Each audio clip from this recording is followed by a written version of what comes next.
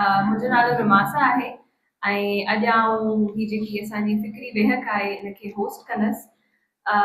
ही न सिर्फ़ डॉक्टर ज़ुबैदा मित्तलो जे किताब जी महूरत आहे पर सिंध फ़िक्री स्कूल जे पारां हिकिड़ी इब्यासी वेहक आहे जंहिंमें तमामु मुख़्तलिफ़ राइटर्स शाइर नक़ाद हिसो वठी रहिया आहिनि ऐं पंहिंजे पंहिंजे पर्सपेक्टिव सां हिन किताब खे एनालाइज़ कंदा ऐं तव्हांजे अॻियां ॻाल्हि ॿोल रखंदा। प्रोग्राम जा तमामु मुक़ररीन असां वटि स्टेज ते मौजूदु आहिनि। आउं दावत ॾींदसि राजा अल्ताफ़ खे जेके पाण बि हिकु शाइर आहिनि त स्टेज ते अचनि ऐं भिटाई जी वाई पेश कनि। सुपिरिया जी ॻाल्हिड़ी कंहिंसां की न कजे,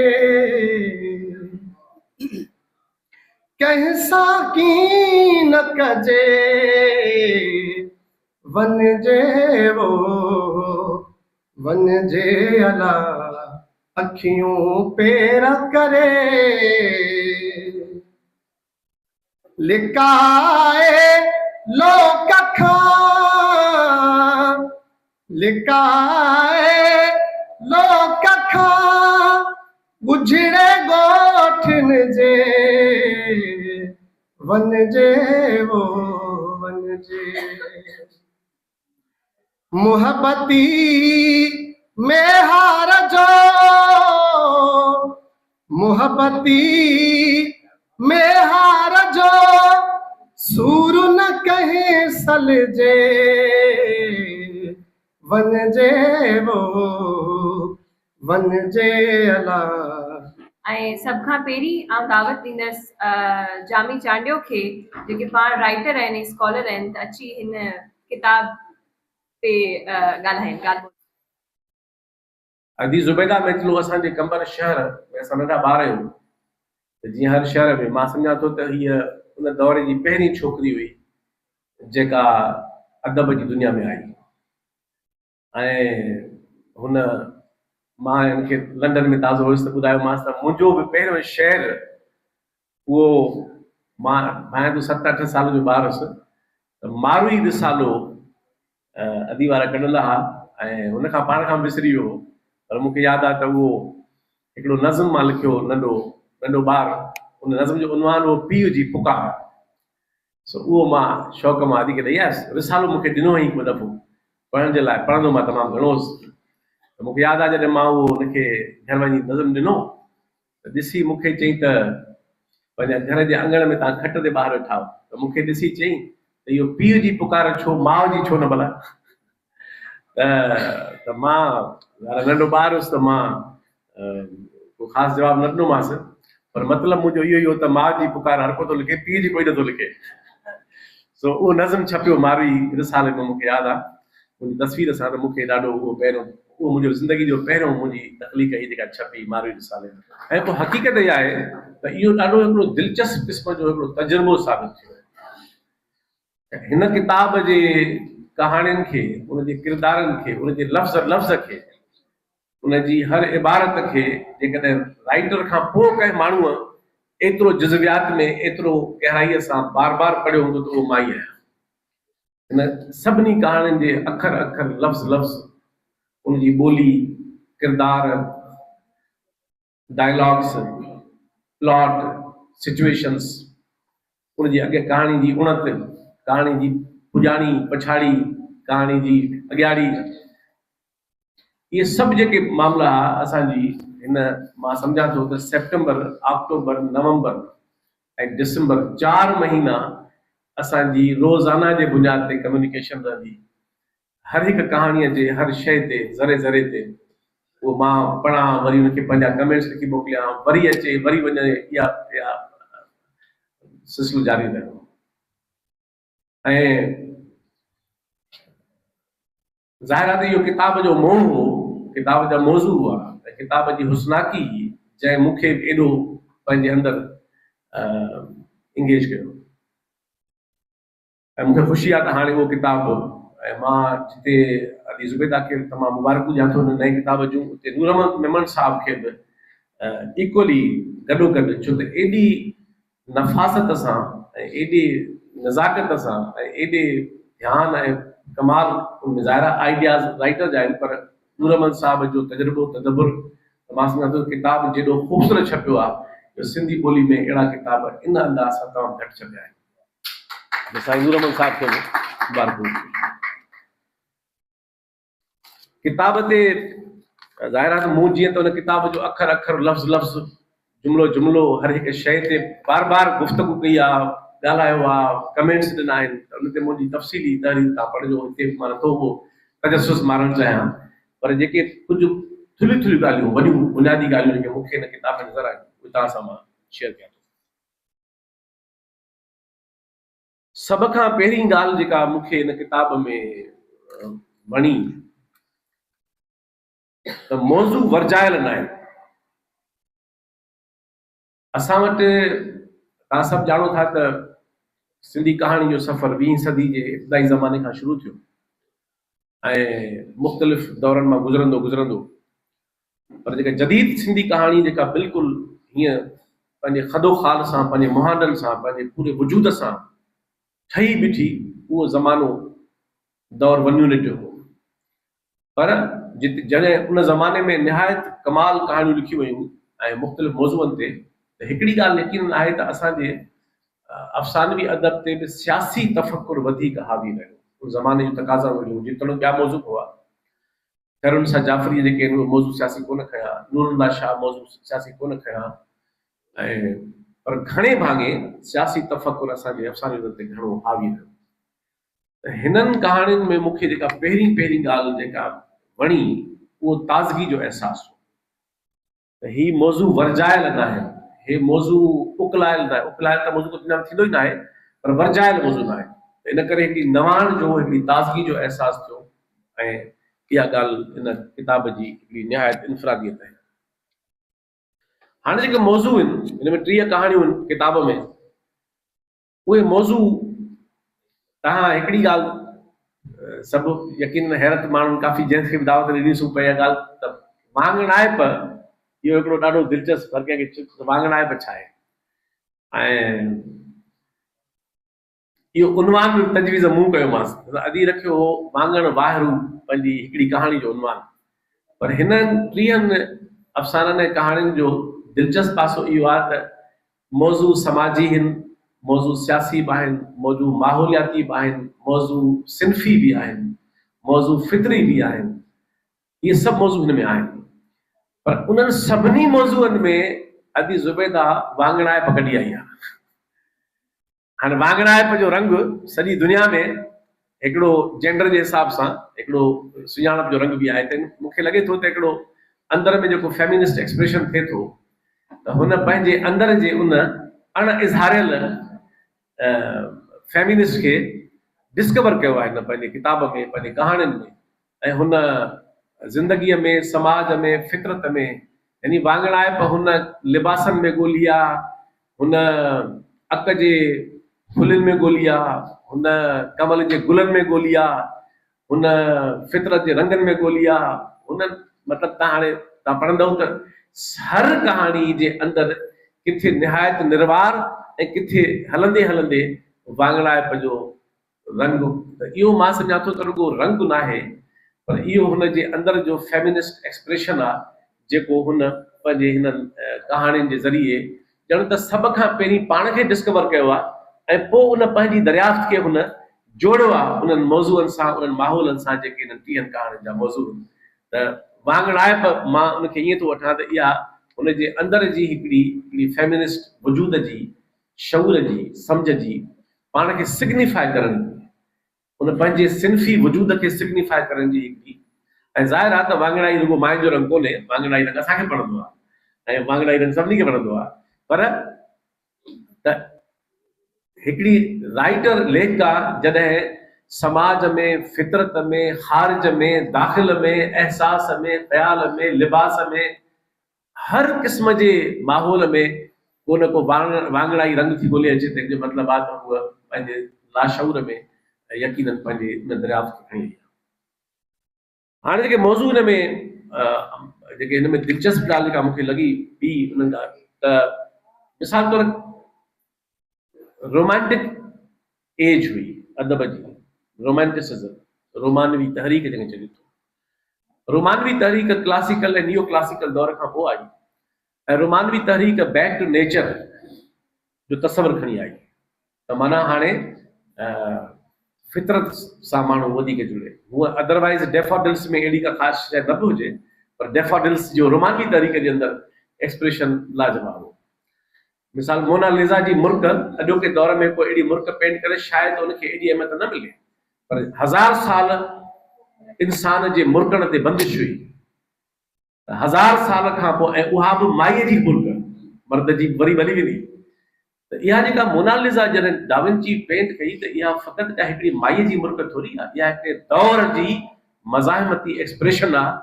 तो 1000 साल ताईं इंसान खे ख़ुशि थियण खां, इंसान खे आज़ादु थियण खां, इंसान खे मुर्कण खां, उनजे इज़हार खां मना थियल ई। इन करे हिकिड़े आर्टिस्ट बिना कंहिं दावा करण जे, बिना कंहिं चैलेंज करण जे हिकिड़ी ख़याली तस्वराती हिकिड़ी औरत जे मुंहं ते उहा मुर्क आणे उन सॼे 1000 साल दौर जी नफ़ी करे ॾेखारी। इहो ई कमु आर्ट जो कमाल हूंदो आहे। त हिन किताब में जेका दिलचस्प ॻाल्हि इहा आहे त केतिरा राइटर थियनि था जिन जो बुनियादी उत्साह फितरत मां अचे थो, केतिरनि जो बुनियादी उत्साह सियासी मौज़ूअ मां अचे थो, किन जो बुनियादी उत्साह समाजी मौज़ूअ मां अचे थो।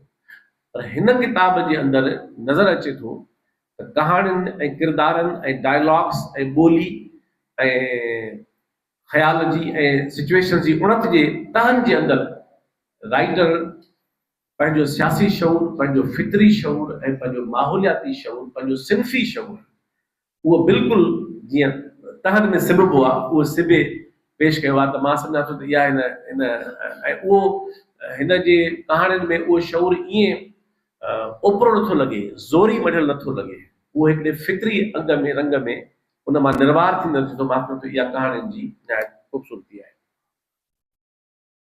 कहाणियुनि जी हिकिड़ी ख़ूबसूरती जेका मूंखे वणी, मां ही फ़िलहाल मजमूई ॻाल्हि थो कयां, पोइ कुझु चंद कहाणियुनि जा मिसाल, सभु कहाणी मुमकिन न आहिनि गुफ़्तगू में पेश करणु, 2-3 कहाणी पेश कंदुसि। ॿोली हिन किताब जी ऐं कहाणियुनि जी सभ खां या सभिनी जेके बुनियादी अंसरनि में हिकिड़ो हसीन जेको अंसर हिन किताब जो आहे उहा ॿोली आहे। ॿोली त ज़िंदा आहे, पर डिस्टॉर्टेड ॿोली था ॻाल्हायूं।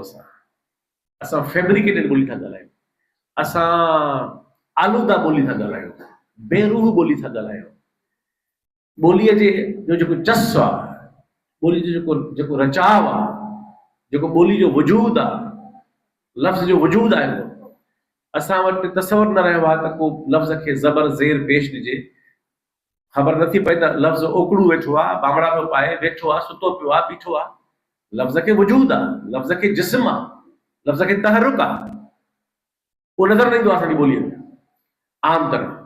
त हिन किताब जी हिकिड़ी ख़ूबसूरती जेका आहे उहा बहराड़ी जी ॿोली आहे, निज निबार ॿोली आहे, ऐं हिन में महावराती ॿोली आहे। टीं ॿोली जो पासो हिन किताब में जुज़वियात में तव्हां मुंहिंजे लेख में पढ़िजो त लहजो घणे भाङे कहाणियुनि जो घणे भाङे चवां थो। ईअं त थर जे पस मंज़र में कहाणी आहे, उहो त ॿोली उते जी आहे, पर घणे भाङे उतरादी लहजो आहे। ऐं इन ॻाल्हि खे मां सुठो सम्झां थो। हे जेको असां वटि चयो वेंदो आहे त बाबा साहती परगणे, बाबा इहो निसाबी किताबनि जे लाइ आहे, अदब ते याशे लागू न आहे।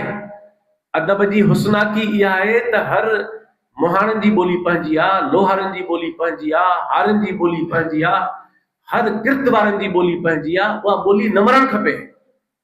साॻियाइप ॿोलीअ में ॿोलीअ जो मानवी मौत आहे, उनजे जमालियात जो मौत आहे। सभु माण्हू साॻी ॿोली ॻाल्हाइनि, हिकु जहिड़ी ॿोली ॻाल्हाइनि न।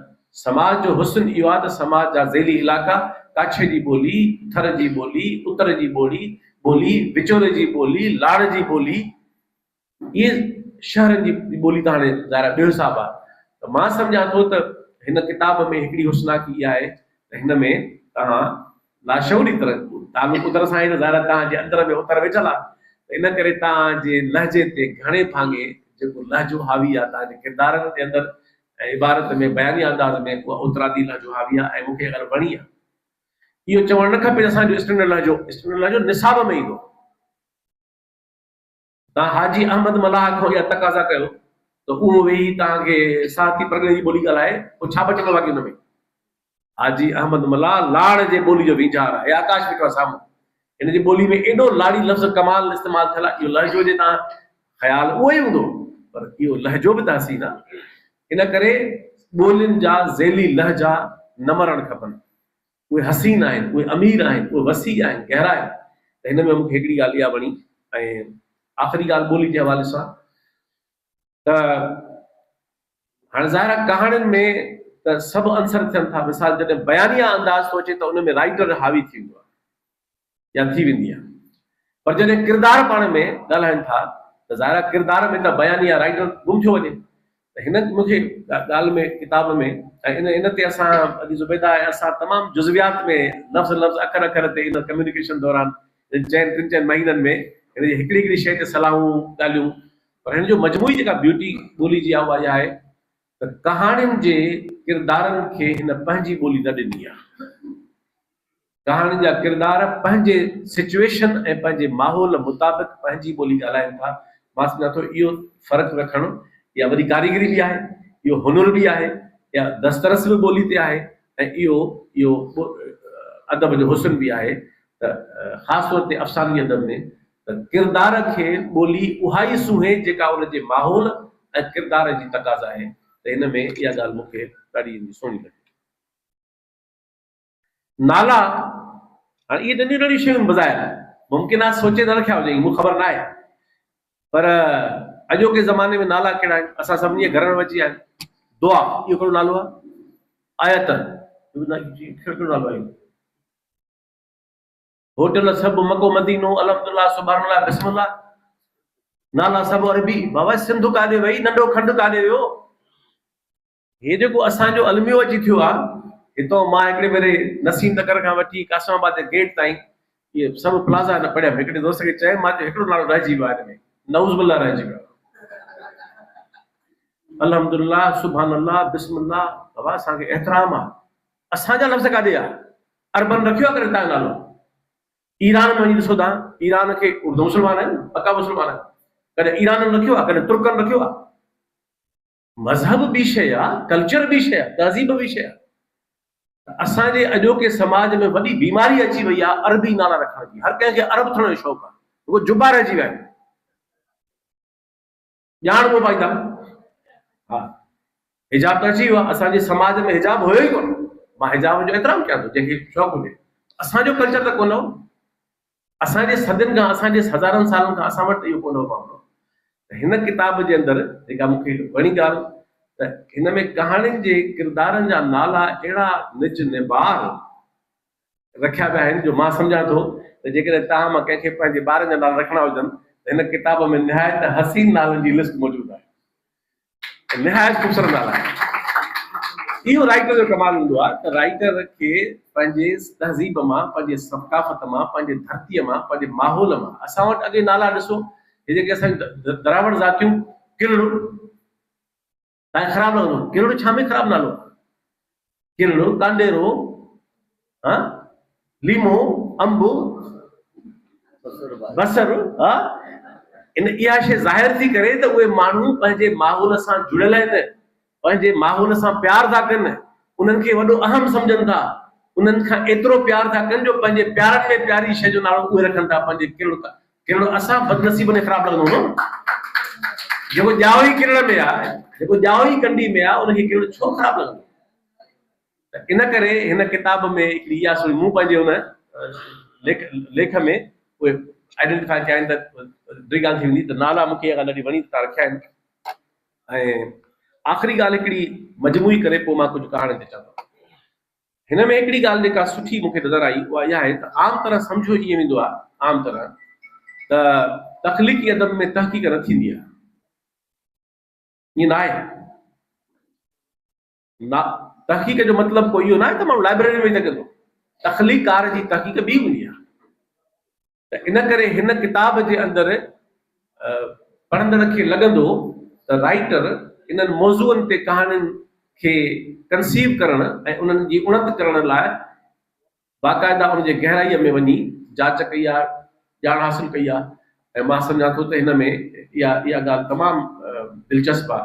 तव्हां पढ़ंदव तव्हांखे नज़र ईंदो हर कहाणी में त हिन में उन मौज़ू ते राइटर अॻ में घुर्बल हद ताईं ज़रूरु तहक़ीक़ कई आहे।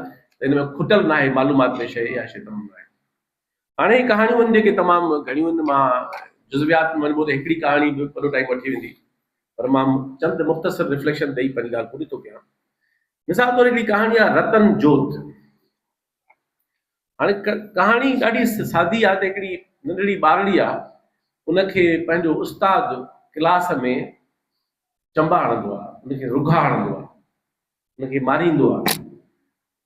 हाणे उहा ॿार जेका नंढड़ी ॿार आहे उहा उन उस्ताद सां उहो तालुक़ु नथी पैदा करे सघे, छो त उन में ख़ौफ़ थो अचे, उनखे भउ थो थिए। हेॾां हुनखे पीउ चए थो पंहिंजे घरां त तोखे ज़रूरु वञिणो आहे। हाणे इहो समाज आहे पोयां बीठल त तोखे, छो त आम तरह तसवर इहो आहे त सभु इल्मु क्लासरूम में आहे।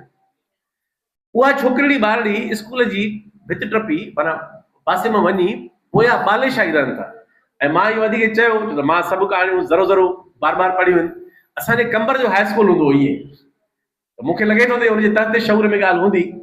ऐं असांजे कंबर जे स्कूल वॾे स्कूल जे पोयां बालेशाही लफ़्ज़ त मां ख़राब थो सम्झां, अदरवाइज़ हुन माना में असांजे लाइ त बालेशाही उन्हनि मोतबर वॾेरनि खां वधीक मोतबर माण्हू आहिनि जेके त हाणे उहा छोकिरी उहा स्कूल खां सां तालुक़ु नथी पैदा करे सघे ऐं क्लासरूम सां उहा वञे थी पोयां उन बालेशाही जे घर में। ऐं उहो जेको बालेशाही आहे, जेको पढ़ियल बि न आहे, जेको उस्ताद बि बज़ाहिर न आहे, उहो उन छोकिरी खे गुलनि सां प्यारु करणु सेखारे। ऐं गुल वांगड़ा आहे पए ज़ंगी जा गुल आहिनि, हिन में लिखियलु न आहे, पर इहो असांजे शहर में मां पाण 7 दफ़ा पढ़ियो आहियां हुते, त उहे मूंखे मां पाण साईं आलम अबड़े जो शागिर्द हो, साईं मक़बूल कादरी कंबर में, असां मां जनरेशन जो शागिर्द रहियो आहे, मुंहिंजो शागिर्द हुउसि पाण, मुंहिंजी मुसवरी सुठी रही आहे। त ज़ंगी जो गुल असांखे शुरूआत सेखारींदा। त उन में हाणे उहो ज़मानो गुज़री थो वञे, उहा छोकिरी वरी माई थी वञे, उहो उस्ताद हुननि जे घर मिलण थो अचे वॾे ज़माने खां। त कहाणी में हाणे उस्ताद खे फ़ख्रु थो हुजे त हीअ हाणे कामयाबु थी बीठी आहे, हाणे नाले वारी माण्हू आहे, त हूअ छोकिरी सम्झे थी त हे त मुंहिंजो उस्ताद आहे कोन, मुंहिंजो उस्ताद बालेशाही हो।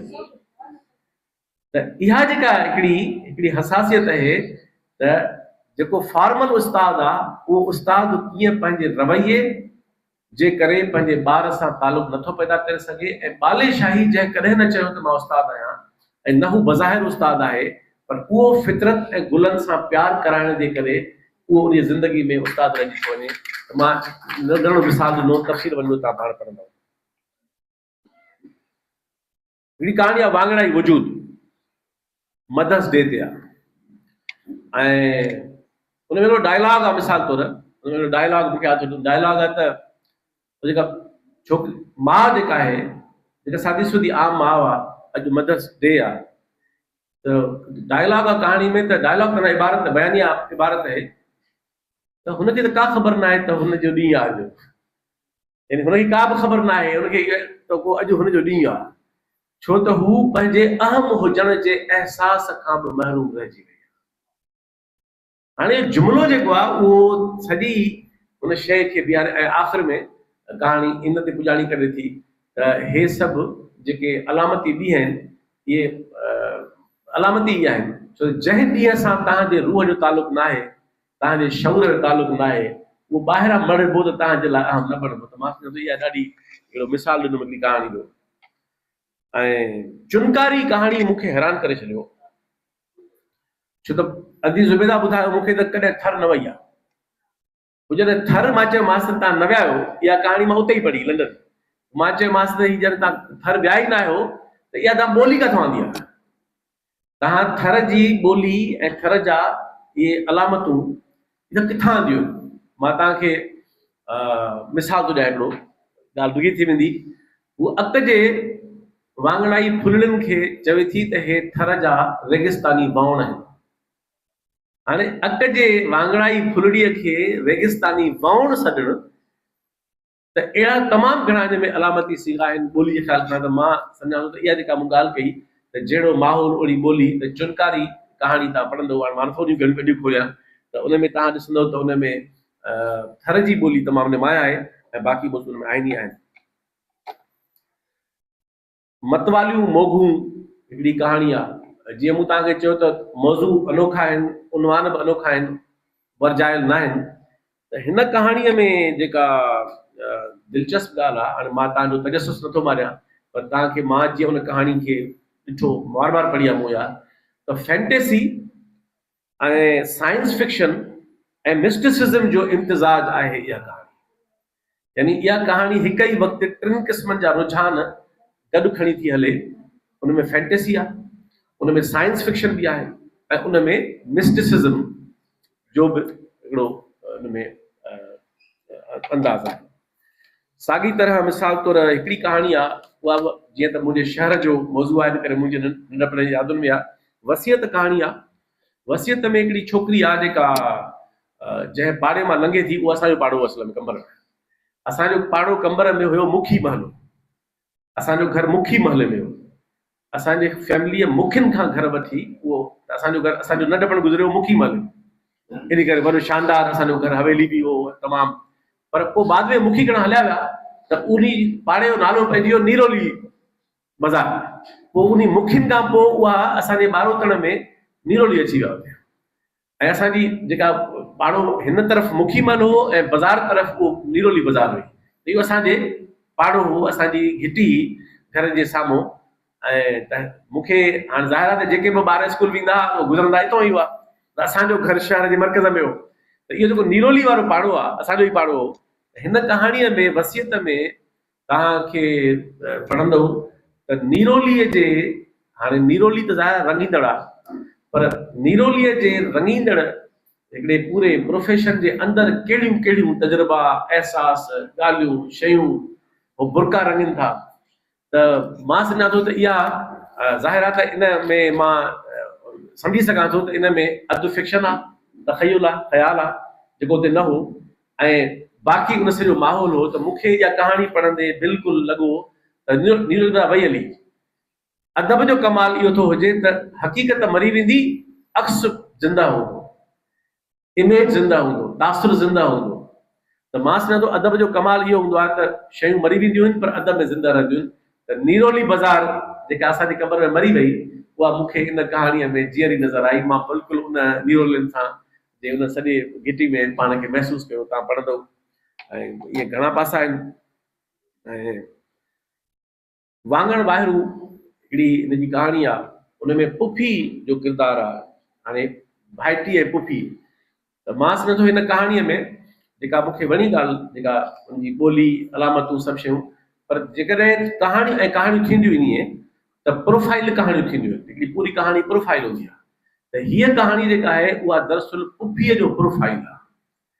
हाणे पुफीअ जो प्रोफाइल कीअं थो लिखी सघे को राइटर, उहो हीअ कहाणी तव्हांखे जॾहिं पढ़ंदव त तव्हांखे ज़ाहिर आहे हिकिड़ो बयानिया प्रोफाइल आहे नसर में, उहो वसीम थींदो आहे निहायत। पर कहाणी में जॾहिं को प्रोफाइल थो अचे त उहो ज़ाहिर आहे त उनजी मुख़्तलिफ़ सूरत हालूं साम्हूं थो आणे। ऐं घणियूं कहाणियूं आहिनि। कर्नल कार्लोस जो काउंटर कमाल कहाणी आहे, पहिरियों गाड़ी। पर मां आख़िरी सिर्फ़ु ॿिनि कहाणियुनि खे मुख़्तस करे ॻाल्हि कयां। बिरबिटी हिकिड़ी कहाणी आहे। हिकिड़ी छोकिरी आहे नंढी, जंहिंखे माइट खां छेड़ा खपे। हाणे हिकिड़ी छोकिरी आहे जंहिंखे माइट चवनि था, इहा आम बराड़ी जे घर जी आम कहाणी आहे। त माउ बि छेड़ा थपे थी, वॾी भेण बि थपे थी, तूं बि छेड़ा थपी। उहा बि ॻाल्हि आहे, छोकिरो कोन थपी थो। छेड़ा ज़रूरत सभिनी जी आहिनि, पर थपी थी छोकिरी। इहो बिदरी समाज जो इशू आहे।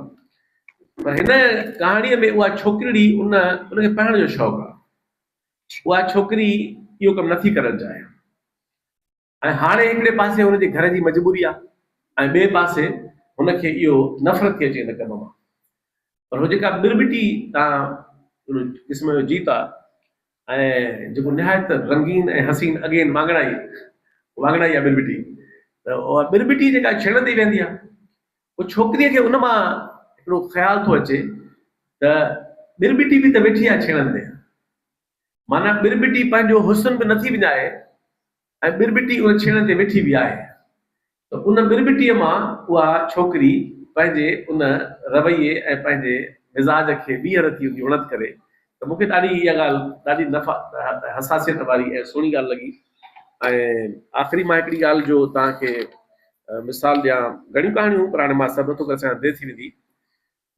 हिकिड़ी हिन में कहाणी आहे मुखीअ जा मखी जा मालिक, जेको मखी बेलो आहे नारे जो। हाणे नारो जीअं सिंध जा घणा शयूं असां ज़ाया करे छॾियूं।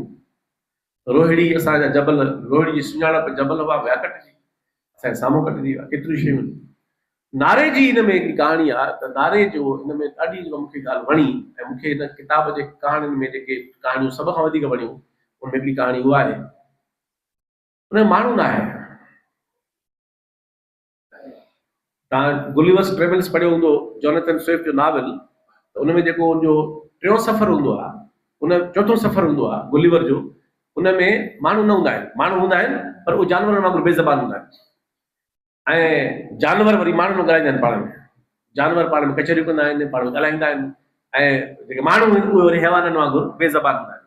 त ज़ाहिर फिक्शन में इहा गुंजाइश हूंदी आहे। त हिन नारे जी जेका लोहो आहे कहाणी, उन में कमाल इहो आहे त उहो छो त इंसान खे राइटर इन लाइक़ु न सम्झो आहे, जिन खां नारो वियो हलियो, जिन फिटाए छॾियो, उनखे उन कहाणी में न खयो आहे। कहाणी जो में जेको मुख्य किरदारु आहे उहो हरण आहे, ऐं उहा सॼी कहाणी ऐं आख़िर में उनजो दर्दनाक अंजाम थिए थो, उनखे शिकारी शिकार करे मारे थो। त मां सम्झां थो उन में तव्हां ॾिसंदव त जेका मूंखे ॾाढी ॻाल्हि वणी, त असां जेको सम्झूं था इंसान त हे कारूंजर सिर्फ़ु असांजो आहे, हे तमर जा ॿेला सिर्फ़ु असांजा आहिनि, हे जबल सिर्फ़ु असांजा आहिनि, हे वाहर उहे असांजा आहिनि, दरिया असांजा आहिनि, असांखे पंहिंजे लाइ खपनि रुॻो। असां विसारे था वियूं त इहे जानवरनि जा बि आहिनि, इहे वणनि जा बि आहिनि, इहे जीतनि जा बि आहिनि, इहे ॿूटनि जा बि आहिनि, इहे सॼे माहौल जा आहिनि, असांजा बि आहिनि। पर असांजी ख़ुदगर्ज़ी इहा आहे त असां सम्झंदा इहे सभु असांजा आहिनि। त हिन क़िस्म जूं कहाणियूं असां में उहा पैदा कनि थियूं हसासियत त नारे जो जेको असुलु वारिस आहे उहो माण्हू न आहे, नारे जो असुलु वारिस जेको आहे उहो हरण आहे। त इहे तमामु घणियूं हुन में कहाणियूं आहिनि। जीअं हर किताब में थींदो आहे, के कहाणियूं निहायत शानदार आहिनि, के विच थरियूं आहिनि, के सादियूं बि आहिनि ऐं ज़ाहिरातुनि में आहिनि। पर मां सम्झां थो त मजमूई तौर ते हिन किताब पढ़ण सां मूंखे मुंहिंजे त 3 भेरा पढ़ियो आहिनि सभु कहाणियूं, वराए पढ़ियूं आहिनि, त मूंखे किथे बि हिन में वर्जाह जो अहसासु न थियो त हीउ को वर्जाव आहे। ऐं मां सम्झां थो त इहा तव्हांजे कहाणियुनि जे किताब जे करे कहाणियुनि में ताज़गी तव्हांजी आहे ऐं इहो सफ़र अॻिते हलंदो। मां हिकिड़ो भेरो वरी मां अधु वाइदो अॼु सां कयो हो त किताब छपबो ऐं बहुरत थींदी, अधु अमा सां करे आयोसि लंडन में। तो इन करे अधु अमा खे फ़ोन करे ॿुधाइबो त मरल सभु कमु पूरो त कामयाबी सां तव्हांखे वरी मुबारक हुजे ऐं इहो तव्हांजो शानदार सफ़र आहे जारी रहंदो। हाणे आऊं दावत ॾींदसि पब्लिशर ऐं सरपरस्त आहिनि सिंधिका अकेडमी जा नूर अहमद मेमण साहब खे त हू अचनि ऐं पंहिंजी ॻाल्हि ॿोल रखनि। असांजो दोस्त साईं जामिचा जो किताब जे मुतालिक़ जेको तफ़सील ॻाल्हाए वियो आहे, हिन खां पोइ त गुंजाइश ई कोन थी रहे। असांजे सिंधिका अकेडमी जे लाइ इहो एज़ाज़ जी ॻाल्हि हुई त अॼु पंहिंजे किताब छपाईअ जे लाइ असां वटि खणी आई ऐं असां हुन किताब खे छपियोसीं। सिंधिका अकेडमी जे मूं किताबनि जो तइदाद 1000 जे लॻभॻि आहे, पर छाकाणि त फिक्शन जेको आहे उहो शाइरी, कहाणियूं, नाविल वग़ैरह जेके आहिनि इहे मौज़ू असां तमामु घटि छपियूं था। साॻे वक़्तु जेके आहिनि उहे वैल्यूस, क़दुर, इन्हनि सभिनी शयुनि जो जेको आहे उहो कहाणी जे ज़रिए, फिक्शन जे ज़रिए जेको आहे उनजो इज़हार थो थिए ऐं उनजी मुंतक़ली थी थिए माण्हुनि ॾांहुं। सो उन ई मुंतक़लीअ में असांजो जेको किरदारु बणिजे पियो उहो असां किताब छापे करे ऐं पढ़ंदड़नि ताईं आंदो आहे। मुंहिंजी वॾी महिरबानी।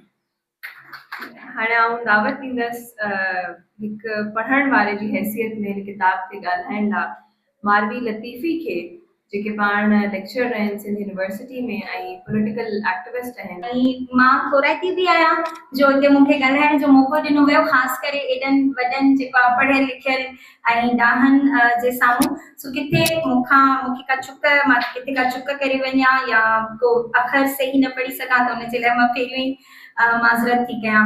सो कंहिं बि ॿोली जो दिफ़ा इन में ई हूंदो आहे त उन जी जेका इमेजिनेशन खां वधी करे जेका तख़लीक़कारी हुजे उहा उन ॿोली में असांजे साम्हूं अचे ऐं उन जीअं जीअं जामी साहब चई आया त इहा ॿोली जंहिं तरीक़े सां जहिड़े अंदाज़ में जेके लफ़्ज़ जेके मुहावरा इस्तेमालु कयल आहिनि उहे मुंहिंजे लाइ त तमामु घणा नवां हुया ऐं तमामु घणी जेको आहे सिख्या मिली आहे। सो हिकिड़े लिहाज़ खां त इहो सिंधी ॿोली जो बि दिफ़ाउ आहे त जेके लफ़्ज़ असां विसारींदा था वञूं रोज़मर्रा जी लेवल ते, जीअं हाणे मां लेवल हिकिड़ो लफ़्ज़ इस्तेमालु कयो, सो असांजी ॿोली में जेके अंग्रेज़ी या जेके उर्दू लफ़्ज़ जेके तमामु तेज़ी सां अची रहिया आहिनि, मुंहिंजे ख़्याल में त ही किताब उहे जेके असांखे नवां लफ़्ज़ ॿुधाए थो या उहे लफ़्ज़ जेके असांजी ॻाल्हि ॿोल मां किथे गुम थी विया आहिनि, किथे ग़ाइब थी विया आहिनि, उन्हनि खे बि असांखे वरी इस्तेमाल लाइ उत्साहे थो। सो जेको आहे अदी ज़ुबैदा मैथलो त जे अंदाज़ में माज़ी, हाल, मुस्तक़बिल ऐं कुदरती मंज़रकशी जो इज़हार कयो आहे, सो जॾहिं मां ही किताब पढ़ियो त दिलि चवंदी रही ऐं जॾहिं तव्हां पढ़ंदा त तव्हां चाहींदा त हिन किताब खे वधि खां वधि पूरो करे पोइ तव्हां छॾियो ऐं ॿीहर बि पढ़ो, एतिरी हिन में ख़ूबसूरती सां इज़हार थियल आहे। ऐं ॿियो जेको माज़ी जा तजुर्बा हुजनि या माज़ी जा सबक़ हुजनि, हाल में जेको आहे ओसर कीअं थी आहे या तब्दीलियूं कीअं थियूं आहिनि, गॾोगॾु हिकिड़ो अदीब जेको आहे, लेखक जेको आहे, उहो मुस्तक़बिल जे लाइ बि कहिड़ी उमेद थो ॾिए, कहिड़ी चिणग थो ॾिए, मुंहिंजे ख़्याल में उहे सभई हिन किताब में मौजूदु आहिनि। हिकिड़ी जेका ॿी ॻाल्हि जीअं जामी साहब पहिरियों ई रखी आया त मौज़ू जेके आहिनि समाजी, सियासी, फितरी ऐं माहौलियाती खां वेंदे करे जेको हिकिड़ो फेमिनिस्ट पर्सपेक्टिव आहे, जेको किताब जो नालो आहे वांगणाइप, उहो असांखे हर जेको आहे कहाणीअ में नज़र ईंदो त उहो जेको फेमिनिस्ट पर्सपेक्टिव आहे, उहो फेमिनिस्ट पर्सपेक्टिव बि उहो पंहिंजे माहौल दोस्त जो तरफ़ जेको रवैयो आहे, जेको क़ौम तरफ़ जेको रवैयो आहे, या इवन जहिड़े नमूने सां जेका तबक़ाती अणबराबरी हिन किताब कहाणियुनि में ॿुधाई वई आहे, उहा ॾाढी शानदार आहे। पर हिकिड़ी जेका ॿी ॻाल्हि मां हिते रखंदमि, अदी मैडम ज़ुबैदा जंहिं अंदाज़ में टैबूस ते ॻाल्हायो आहे, हिकिड़े जुरत मंदाणे अंदाज़ में, उहा हिन कहाणियुनि जी हिकिड़ी शानदार जेको आहे ॻाल्हि हूंदी। मां हुन टेबूस ते अञा बि ईंदमि, जेको आहे हिकिड़ी मख़सूस कहाणी जो हवालो ॾींदमि, पर उन्हनि टेबूस ते जंहिं ते असां जेको आहे आम पंहिंजी ज़िंदगी में न ॻाल्हाए सघूं ऐं उन्हनि टेबूस ते वरी लिखणु, सो मुंहिंजे ख़्याल में इहा हिकिड़ी तमामु वॾी ॻाल्हि आहे। ॿियो किताब ते अञा बि कुझु कहाणियुनि ते अचण खां पहिरीं मां हिकिड़े राइटर जो हवालो ॾींदमि, सारा मिल्स, हिकिड़ी डिस्कोर्स एनालिस्ट आहे, जंहिं हिकिड़ो मॉडल ॾिनो हुयो त जॾहिं असां का बि शइ लिखंदा आहियूं त उनजे पोयां हिकिड़ो पूरो पैदावार हूंदी आहे, हिकिड़ो पूरो कॉन्टेक्स्ट ऑफ प्रोडक्शन हूंदो आहे, त उहो जेको टेक्स्ट आहे उहो ठहे कीअं थो। सो उन मां बि असांखे अदी ज़ुबैदा मैथलो जहिड़े अंदाज़ में, जंहिं तारीख़ियत, जंहिं माहौल दोस्त ऐं जंहिं फेमिनिस्ट पर्सपेक्टिव सां उहो रखियो आहे, त उहो जेको कॉन्टेक्स्ट ऑफ प्रोडक्शन आहे उन मां इज़हार जे थो त केॾी नफ़ासत सां मुख़्तलिफ़ जेके पहलू आहिनि उहे रखिया विया आहिनि। गॾोगॾु मां जेको आहे कॉमरेड आलिया बख्शल जी बि थोराइती आहियां, जंहिं मूंसां मुख़्तलिफ़ कहाणी जे मौज़ूअनि ते ॻाल्हाए करे मुंहिंजी जेका सम्झ आहे उन में अञा वाधारो कयो। काफ़ी कहाणियुनि जो त हवालो साईं जामी साहब ॾेई आया आहिनि, पर वरी बि मां चाहींदमि त हिकु ॿिनि कहाणियुनि ते जेको आहे मां ज़रूरु ॻाल्हि ॿोल रखां। ख़ासि करे जेका सभ खां पहिरीं कहाणी आहे वाङण वाहिरो, सो साईं त ॿुधाए आया त न ही जेको आहे हिकिड़ी पुफी ऐं भाइटी जे विच वारी कहाणी आहे, पर ही असांखे अॼु ॾींहं ताईं बि अहिड़ा अनेक असांखे किरदार घरनि में नज़र ईंदा उन्हनि औरतुनि जी शक्ल में, जिन खे अॻिते जेको आहे वधण बीजण जे लाइ के मौक़ा मरहला उहे नाहिनि ॾिना वेंदा। अॼु ॾींहं ताईं हवेलियुनि में कई एतिरियूं औरतूं आहिनि जिन खे जेको आहे या त बंदि कयो वेंदो आहे या त जेको आहे उन्हनि खे अॻिते वधण बीजण न ॾिनो वेंदो आहे। पर जीअं मां ॿुधाए आयमि त हिकिड़ी मुस्तक़बिल जी हिकिड़ी चिणग बि आहे, त उहा जेका पुफी आहे उनखे वरी पढ़ण जो शौक़ु बि आहे, उहा सिखे बि थी, उहा पढ़े बि थी। पर जीअं बतायो फ़क़ीर जेकड़ी ॻाल्हि आहे त असां मारे सहाईंदासीं पर कंहिंखे ॾेई न सहाईंदासीं। सो ईअं घणियूं ई असांखे अहिड़ियूं औरतूं नज़र ईंदियूं आहिनि जेके पंहिंजी पसंदि सां या कंहिंसां बि जेकॾहिं को रिश्तो को तालुक जोड़णु चाहिनि त उन्हनि खे असां उते ई रोके छॾींदा आहियूं। खाद खुराक ऐं जिन्सी लज़त खां सवाइ ॿियो मिड़ई कूड़ आहे। सो घणो तणो छो जो असां हिकिड़ो पिदरशाहाणे समाज में रहूं था त असां वटि इहो ई हूंदो आहे त न असां पंहिंजी मर्दानगी कीअं वधाए था सघूं ऐं बसि खाद खुराक ई सभु कुझु आहे। उहा ॿी ॻाल्हि आहे त सॼो ॾींहुं असांखे इहो ॿुधायो वेंदो आहे त मर्द ॾाढा मज़बूत हूंदा आहिनि, पर हर भित ते इहो लिखियलु हूंदो आहे त न मर्दानगी को मज़बूत कैसे किया जाए। हाँ बिल्कुलु, मर्दानगी कमज़ोरी का इलाज। सो इहो जेको हिकिड़ो कैरेक्टर आहे उहो जेका मर्दानगी वधाइण जे लाइ ऐं पुट मूंखे ॼमे उन जे लाइ हू ज़ाफ़रान जो जेको आहे इस्तेमालु थो करे ऐं हिकिड़ी शादी वरी ॿी शादी वरी टी जेका हू शादी करे थो उहा हुनखे ॾाढा चवे थी, माना एतिरी उहा नंढी छोकिरी आहे। ऐं मां जीअं चई आयमि त माज़ी पोइ वरी हाल ऐं पोइ वरी मुस्तक़बिल जी बि हिकिड़ी चिणग कीअं असांखे हिननि कहाणियुनि मां मिले थी त माज़ी में त ईअं रहे थो, पर हाल में बि असां वटि ईअं आहे त हर घर में जेको आहे जेकॾहिं धीअर हुजनि त हिकिड़ो पुटु लाज़मी आहे ऐं पोइ पुट खे हासिल करण जे लाइ हिकिड़ी शादी ॿी शादी पोइ टी शादी पोइ नंढियुनि छोकिरियुनि सां शादी। पर हुनजो जेको हुनजो मक़सदु हुयो उहो इहो हुयो त जेको ज़ाफ़रान जेको हिन कश्मीर जी वादी खे ख़ूबसूरत थो करे उनखे बचाइण जे लाइ मूंखे हिकिड़ो पुट जी औलाद खपे। सो हू जे नंढड़ी छोकिरी सां शादी थो करे ऐं जीअं जामी साहब ॿुधाए आया त नाला ॾाढा ख़ूबसूरत आहिनि। सो हिते बि उन छोकिरी जो जेको नालो आहे उहो कुमकुम आहे। उहा कुमकुम उहा ई फसल माना उन ॻांढापे जो बि इशारो थियल आहे त असांजी जेका फितरत आहे जेके असांजे इर्द गिर्द आहिनि उन्हनि सां असांजो रिश्तो। सो उहा जेका कुमकुम आहे अॻिते हली उहा कुमकुम ई उनजो उहो जेको फसल आहे उनखे संभाले थी। सो हू जेको हुन वटि हिकिड़ो मर्द ईंदो पोइ पुटु ॼमंदो पोइ उहो संभालींदो उनखे टोड़े करे उहा कुमकुम उहा संभाले थी। ऐं जीअं वॾा ॾाहा चई आया आहिनि त जॾहिं बि कंहिं तहरीक या को कमु जॾहिं औरत पंहिंजे हथनि में खणे थी त पोइ उनखे कीअं अंजाम ताईं ऐं ख़ूबसूरती सां पहुचाए थी। हिकिड़ी कहाणी आहे फीण में फाथल ऐं इहा बि जे इन जेको आहे इन जबरी निज़ाम जी तरफ़ अकासी थियल आहे जंहिं तरफ़ जेको आहे माण्हुनि खे मारियो वञे थो। हिकिड़ो ख़ूबसूरत हिकिड़ो पढ़ियल लिखियल नौजवान नंढे हूंदे खां सवाल थो करे पर कीअं हुनजो चिथरियल जेको आहे लाश मिले थो ऐं पोइ वरी उन में ख़ूबसूरतियूं जेको आहे अजरक जा रंग ऐं इन्हनि सां उन्हनि खे संवारियो वियो आहे कहाणी खे। आख़िर में मां जंहिं कहाणी जी तरफ़ इशारो कंदमि उहा कहाणी पहिरें उघाड़े आहे ऐं इन कहाणी में जेको आहे असांजे तालीमी निज़ाम ते बि ॻाल्हि ॿोल थियल आहे ऐं नंढी उमिरि जी जेका शादी आहे उन ते बि ॻाल्हि ॿोल थियल आहे। ॿ छोकिरियूं आहिनि ऐं जेके लैला ऐं लीला। जेका लैला आहे उहा हिकिड़ो जेको अंग्रेज़ आहे उनजी धीउ आहे सरबाटो जी धीउ आहे ऐं जेका लीला आहे उहा हिकिड़े ग़रीब जेको आहे माण्हूअ जी धीउ आहे। पर उन वक़्तु इहो थींदो हुयो त जेको अमीर माण्हू आहे या जेको ग़रीब माण्हू आहे उहो गॾु हिकिड़े स्कूल में पढ़नि था त हू जेका लैला जेका अंग्रेज़ जी धीउ आहे उहा बि पंहिंजा अहसास उन नए अंदाज़ में जोड़ण या सम्झण या उनखे सिखण जी कोशिशि करे थी। पर छो जो अॼु असां तमामु घणो हिकिड़ो तबक़ाती समाज असांखे हिकिड़ो तालीमी निज़ाम आहे त उहे सभु उतां असां खां जेको आहे अहसास बि असांजा सफ़ा कटियल हूंदा आहिनि त हिकिड़ो ग़रीब ॿारु कीअं थो पढ़े या रहे थो।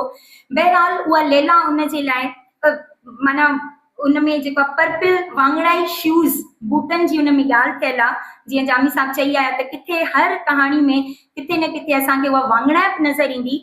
सो उहो जेको वांगड़ाई जेको शूज़ हुयो जेको उन ग़रीब ॿार जे लाइ हिकिड़ो जन्नत वांगुरु हूंदो। सो उहो उनखे केॾे अरमान सां ॾिसे थी उनखे कीअं प्यार थी करे ऐं उहा ॾाढी होशियारु छोकिरी आहे। उहा ॾाढी होशियारु छोकिरी आहे पर गॾोगॾु उनजे ज़हन में उहे जेके अहसास जुड़नि था त मूं वटि हीअ बि हुजे।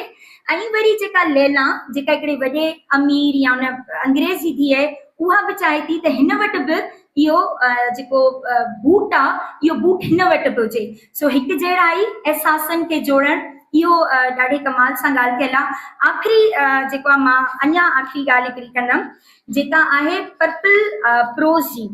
ऐं उहा पर्पल प्रोज़ मां सम्झां थी त ख़ुदि अदी ज़ुबैदा मैथलो जी कहाणियुनि में बि असांखे नज़र अचे थी, छो जो अॼुकल्ह जेको आहे असांखे हिकिड़ो मीडिया खां वेंदे करे किताबनि ताईं उहो जीअं मां ॻाल्हि करे आयमि त एतिरी शायदि ख़ूबसूरत ॿोली असांखे नज़र न ईंदी हुजे, पर पर्पल पोज़ में जहिड़े अंदाज़ में हू ॿुधाए थी त जेको आहे जीअं अदी ज़ुबैदा मैथलो ॿुधाए थी त कीअं ख़ूबसूरती लाज़मी आहे या कीअं पर्पल प्रोज़ लाज़मी आहे त असां पंहिंजे पढ़ंदड़नि जेके लेखक आहिनि उन्हनि जी सिख्या, उन्हनि जी सम्झ ऐं उन्हनि जी तख़लीक़ी ओसर बि वधाए सघूं, छो जो सिर्फ़ु लफ़्ज़नि खे सम्झण सां सिखण सां असांजी जेका इमेजिनेशन जेका तख़लीक़ी ओसर आहे उहा बि वधे थी।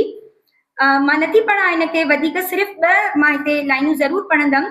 हिस्सियात, जज़्बात ऐं नफ़्सियात मंझां कलम ॿोड़े लिखणु हर कंहिंजे वस जी ॻाल्हि कान्हे।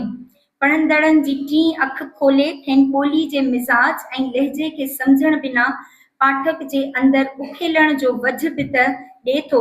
वॾी ॻाल्हि त गहरो लिखंदड़ पढ़ंदड़ खे घणो कुझु अर्पे ॿोली जे वसी कहकशां पिणु आछे थो।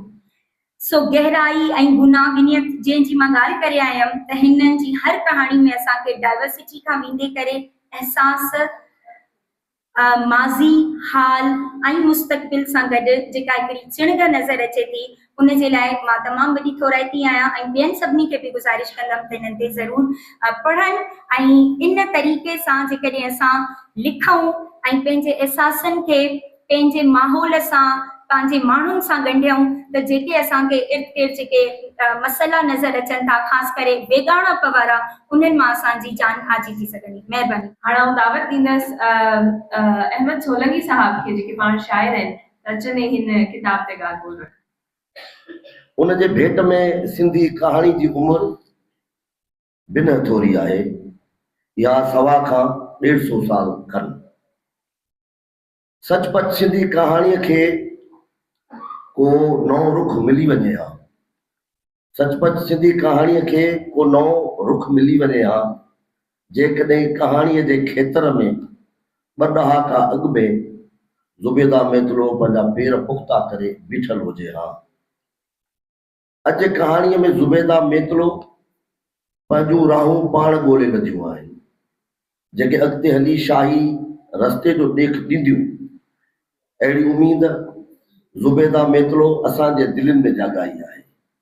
उहो किथे बि हुजे, सिंधी कहाणी हिन सां गॾु आहे। उहो किथे बि हुजे, सिंधी कहाणी हिन सां गॾु आहे। उहो वक़्तु वक़्तु, जाइ जाइ, पल पल ऐं लम्हे लम्हे सां निभाए रही आहे, जंहिं सबबु हिकु नओं तंदुरुस्त ऐं ताज़ो तवानो आवाज़ भरे सिंधी कहाणीअ जो मान मथां करे रही आहे। ज़ुबैदा मैथलो जी हर कहाणीअ में हिकु गूंज आहे, हिकु वाक़ो आहे, हिकु सॾु आहे ऐं साॻे वक़्तु हिकु सुॾको बि आहे। हिन जी हर कहाणी संदसि हिकु कथा बि आहे त आत्म कथा पिणु। संदसि सिटुनि में संदसि रूह बि आहे त उन जी रड़ बि। ऐं उन मक़ाम ते पहुची कंहिं बि लिखंदड़ लाइ अनुमान थींदो आहे त हू सॼो समूरो हिकु अहसासु आहे जेको पननि ते अची कहाणी जो रूप धारे बीठो आहे। ऐं असीं कहाणी पढ़ी इहो फ़ैसिलो न करे सघिया आहियूं त असीं रूह आहियूं या जिस्म। ज़ुबैदा मैथलो खे अहिड़ा साह ऐं सट जा सिलसिला जोड़ण जो हुनुर हथ अची वियो आहे। हिन हुनर जे आधार ते हिन सिंधी कहाणीअ जे वीरानीअ में पिणु पंहिंजे कलम जो जादू, पंहिंजे कलम जे जादू महरफ़त हिकु बहार आणे छॾी आहे। हीअ किताब मुंहिंजी मथीअ राय जो मिसाल आहे, जंहिंखे हिन अंगनि अखरनि खां अॻु में रंगनि जे जहान में ॾिठो, परखियो आहे ऐं इज़ारियो आहे, जंहिंजो उत्साह हिन वाइट बुक खां वरितो आहे। रंगनि जो हिकु अलॻि जहान थींदो आहे, जंहिं वेकिरे जहान मां ज़ुबैदा मेतलो वाङणाई रंग जी चूंड कई आहे। हिन रंग ते मूंखे पंहिंजे हिकु दोस्त सतार सुंदर जे गज़ल जूं कुझु सिटूं यादि अची रहियूं आहिनि, जेके हिन तरह आहिनि। ख़्वाबनि जूं दरियूं खुलियूं वाङणाई, सॼी निंड थी वई फुलियूं वाङणाई, रुगो तुंहिंजा भाकुर पिया यादि मूंखे, मूं चूड़ियूं जॾहिं बि ॾिठियूं वाङणाई। ॿी तरह हिन किताब वाङणाइप जूं कहाणियूं उहो अहसासु ॾियारे रहियूं आहिनि त मन जे कैनवास ते लेखक केतिरियूं ई लकीरूं छिकींदो आहे, पर सभु लकीरूं हिकु आलीशान तस्वीर जो रूप वठी न सघंदियूं। के लकीरूं पाण मुरादो का तस्वीर जोड़ींदियूं आहिनि। बिल्कुलु ईअं को उधमो कंहिं तख़लीक़ जो रूप वठंदो आहे। अहिड़ा उधमा हिन किताब अंदरि केतिरनि ई कहाणियुनि जो रूप वठी ज़ाहिर थिया आहिनि। के उधमा फ़क़ति अखियूं आलियूं कंदा आहिनि, के उधमा फ़क़ति अखियूं आलियूं कंदा आहिनि। ईअं के आङरियूं सिर्फ़ु लिखंदियूं आहिनि, पर के आङरियूं रताऊं अहसास लिखंदियूं बि आहिनि, त के आङरियूं केतिरनि कंडियारनि लोढ़नि खे लताड़नि जी कोशिश में ज़ख़्मी थींदियूं आहिनि। ऐं पक सां कैनवास ते उहे ई आङरियूं फिरंदियूं आहिनि। आङरियुनि खे किथे ख़बर हूंदी आहे त उहे कहिड़ा चिट चिटे रहियूं आहिनि। उहे सिर्फ़ु ॾिसण वारा ई ॾिसी सघंदो आहे। ज़ुबैदा मेतलो जे रताइनि आङरियुनि जेके चिट चिटिया आहिनि, उहे हिन किताब जे सुफ़नि ते ॾिसी जी रहिया आहिनि। हिन जंहिं माहौल खे चिटियो आहे ऐं उहो कहाणीअ में साह खणी रहियो आहे। भले उन्हनि खे नाला अलॻि अलॻि ॾिना विया आहिनि, पर उन्हनि जा रंग वाङणाई अहसास खे उभारे अचनि था। कहाणियुनि जो इहो रुख बिन नओं आहे त इज़हार, कहाणियुनि जो इहो रुख बिन नओं आहे त इज़हार, जेको ज़ुबैदा मेतलो जे अकाउंट में आयल आहे। छा सिंधी कहाणीअ में उहा अलॻि हासिलात न आहे? चुनकारी कहाणीअ में चयल आहे, वारीअ जी विलोड़ में विलोड़जंदड़ वीरू हर मंगलवार वरुण भॻवान जे श्रद्धा में फुलड़ियुनि जा गाना ठाहे भॻवान जे गिचीअ में विझी हथ जोड़े वर वलापन में लीलाईंदो हो, ए बारिश जा बादशाह, हिन तासारे तर जा लोक वसकारे जे तात में तांगीन था। छो भला खेनि फुड़ीला सिकायो अथई, सुफ़ो 88। ही अहसास उन इलाइक़े जे किरदार जो आहे जंहिं इलाइक़े खे असीं थर चवंदा आहियूं। अंदर जी उञ या तास माण्हूअ जे चहिरे जे गुंजनि मां ज़ाहिर थींदी आहे। ज़ुबैदा मेतलो उहे न रुॻो ॾिठा आहिनि, पर संदन चहिरनि जा गुंज बि गया आहिनि, जेके संदसि कहाणी में पधरा थिया आहिनि। औलाद जी उञ जी शाहिदी माउ जी सुकल छाती ॾींदी आहे। औलाद जे उञ जी शाहिदी माउ जी सुकल छाती ॾींदी आहे, जेका उञ जी अलामत हूंदी आहे। ज़ुबैदा मेतलो जी हर कहाणी रुञ जे उञ मां सफ़र करे मंज़िल तरफ़ वधंदी आहे। जेको सफ़र इंसान जे ॿाहिरि जो हूंदो आहे, त इंसान जे अंदर जो सफ़र हूंदो आहे, पर हूंदो सफ़र ई आहे। उन जी मंज़िल कहिड़ी हूंदी उहो कंहिं बि न ॼातो आहे। ऐं लिखण उन सफ़र में हलण ई त आहे, तकिड़ो या आस्ते। असीं सभु पंहिंजे जीवन जे उञ खां छुटकारो पाइणु चाहियूं था। असीं सभु पंहिंजे जीवन जे उञ खां छुटकारो पाइणु चाहियूं था, पाण खां परे, पर पाण खे विसारे बि नथा सघूं। मौत छुटकारो त ॾींदो आहे, पर असां उनखे भोगे नथा सघूं। मौत हिकु डिघी निंड बणिजी पवंदो आहे। असां भोगे सिर्फ़ु पंहिंजे लिखण में सघंदा आहियूं। असां भोगे सिर्फ़ु पंहिंजे लिखण में सघंदा आहियूं या पंहिंजे सपननि में। ज़ुबैदा मेतलो पंहिंजे सपननि जे साबिया में भोगींदड़ आहे, जेका भोगना हुन खां कहाणियूं लिखाईंदी आहे, ऐं उन्हनि कहाणियुनि जा रंग अलॻि हूंदा आहिनि। शायदि खेसि वाङणाई रंग वधीक वणंदो आहे, तॾहिं त हुन हिकु रंग खे खणी पंहिंजे ॾुखनि जा, मायूसियुनि जा ऐं ख़ुशियुनि जा रंग उन हिकु रंग में होते उनखे नालो ॾिनो आहे वाङणाइप। ॿी तरह को बि रंग ज़िंदगीअ जे कंहिं न कंहिं अहसास जो उनवान बणजण वारो हो, उन सभ खे रोके ज़ुबैदा पर्पल रंग खे पसंदि कयो आहे। पुफी कचनि वाङण जी रखवाली ईअं कंदी हुई जहिड़ो तिजोरीअ में खज़ानो रखियलु हुजेसि। कहाणी वाङण वाहरू सुफ़ो 4। हिन कहाणियुनि जा इज़हार अलॻि आहिनि। उन्हनि में प्रेम बि आहे त पीड़ा बि आहे, जिन्स बि आहे त ॾुख बि आहे, वधीक यादगिरियूं आहिनि जेके कंहिं बि लिखजंदड़ जी अहम मिल्कियत हूंदियूं आहिनि। ज़ुबैदा वटि यादगिरियूं बरसाति जियां ऐं वहंदड़ नदीअ जा ईंदियूं आहिनि ऐं उहा खेनि पंहिंजे कहाणियुनि में चिटींदी आहे। हुन पंहिंजे तख़लीक़ी कुवत सां कहाणियुनि में इंसान ज़ात जा केतिरा अलॻि अलॻि चिट चिटिया आहिनि, चिट जेके दाइमी असर छॾींदड़ हूंदा आहिनि। कॾहिं कॾहिं उहो चहिरे जो हिसो बणिजी वेंदा आहिनि, लिकी न सघंदा आहिनि, लिखियल अहसास बि लिकी न सघंदा आहिनि। ज़हीन पाठक उन्हनि जे तहनि ताईं पुॼी वेंदा आहिनि। ज़ुबैदा जूं कहाणियूं सरल आहिनि, मन ताईं सिधियूं पहुची वञनि थियूं। खेसि हिन पढ़ण ऐं माणण जहिड़े किताब जूं घणियूं वाधायूं। मूंखे उहो ई चवणो हो। वॾी महिरबानी। हाणे आउं दावत ॾींदसि गुलाम नबी सूरो साहब खे, जेके पाण राइटर आहिनि ऐं कहाणीकार आहिनि, त उहो स्टेज ते अचनि ऐं पंहिंजी ॻाल्हि ॿोलनि। मां उन किताब खे ॾिसी त थोरो दहिलजी वियुसि। अहिड़ो नओं उनवान, अहिड़ी नई ॻाल्हि। ऐं जॾहिं किताब घर खणी आयुसि त मुंहिंजे घर में न्याणी जेके वर्किंग, मतिलबु माना पाण इहो चऊं त वर्किंग वूमेन न आहे, घरेलू औरत आहे, त उन खे मूं चयो त ही वाङण आहे त छा आहे? चई इहो अहिड़ो रंग आहे न, असां छोकिरियुनि खे ॾाढो वणे थो। तव्हां बाबा जी किताब पढ़ी वठो, पोइ तव्हां मूंखे इहो किताब पढ़ाइजो। ॻाल्हि इहा था करियूं त इहा आम माण्हूअ जी हिन किताब लाइ उथंदे अॼोके ॾींहं खां 4 ॾींहं पहिरीं जी इहा ॻाल्हि आहे। उन खां पोइ आऊं किताब ते डायरेक्ट अचां थो त पर्पल कलर ते जावी साहब ऐं सभिनी दोस्तनि मारी साहबा सभिनी ॻाल्हायो आहे। वाङण वाहिरू ऐं वसियत ॿ कहाणियूं आहिनि जिन में जेका माजरा आहे, जेके वाक़ियात आहिनि, उनमें इलाही वाक़ियात आहिनि, इलाही माजराऊं आहिनि ॿिन्ही कहाणियुनि में।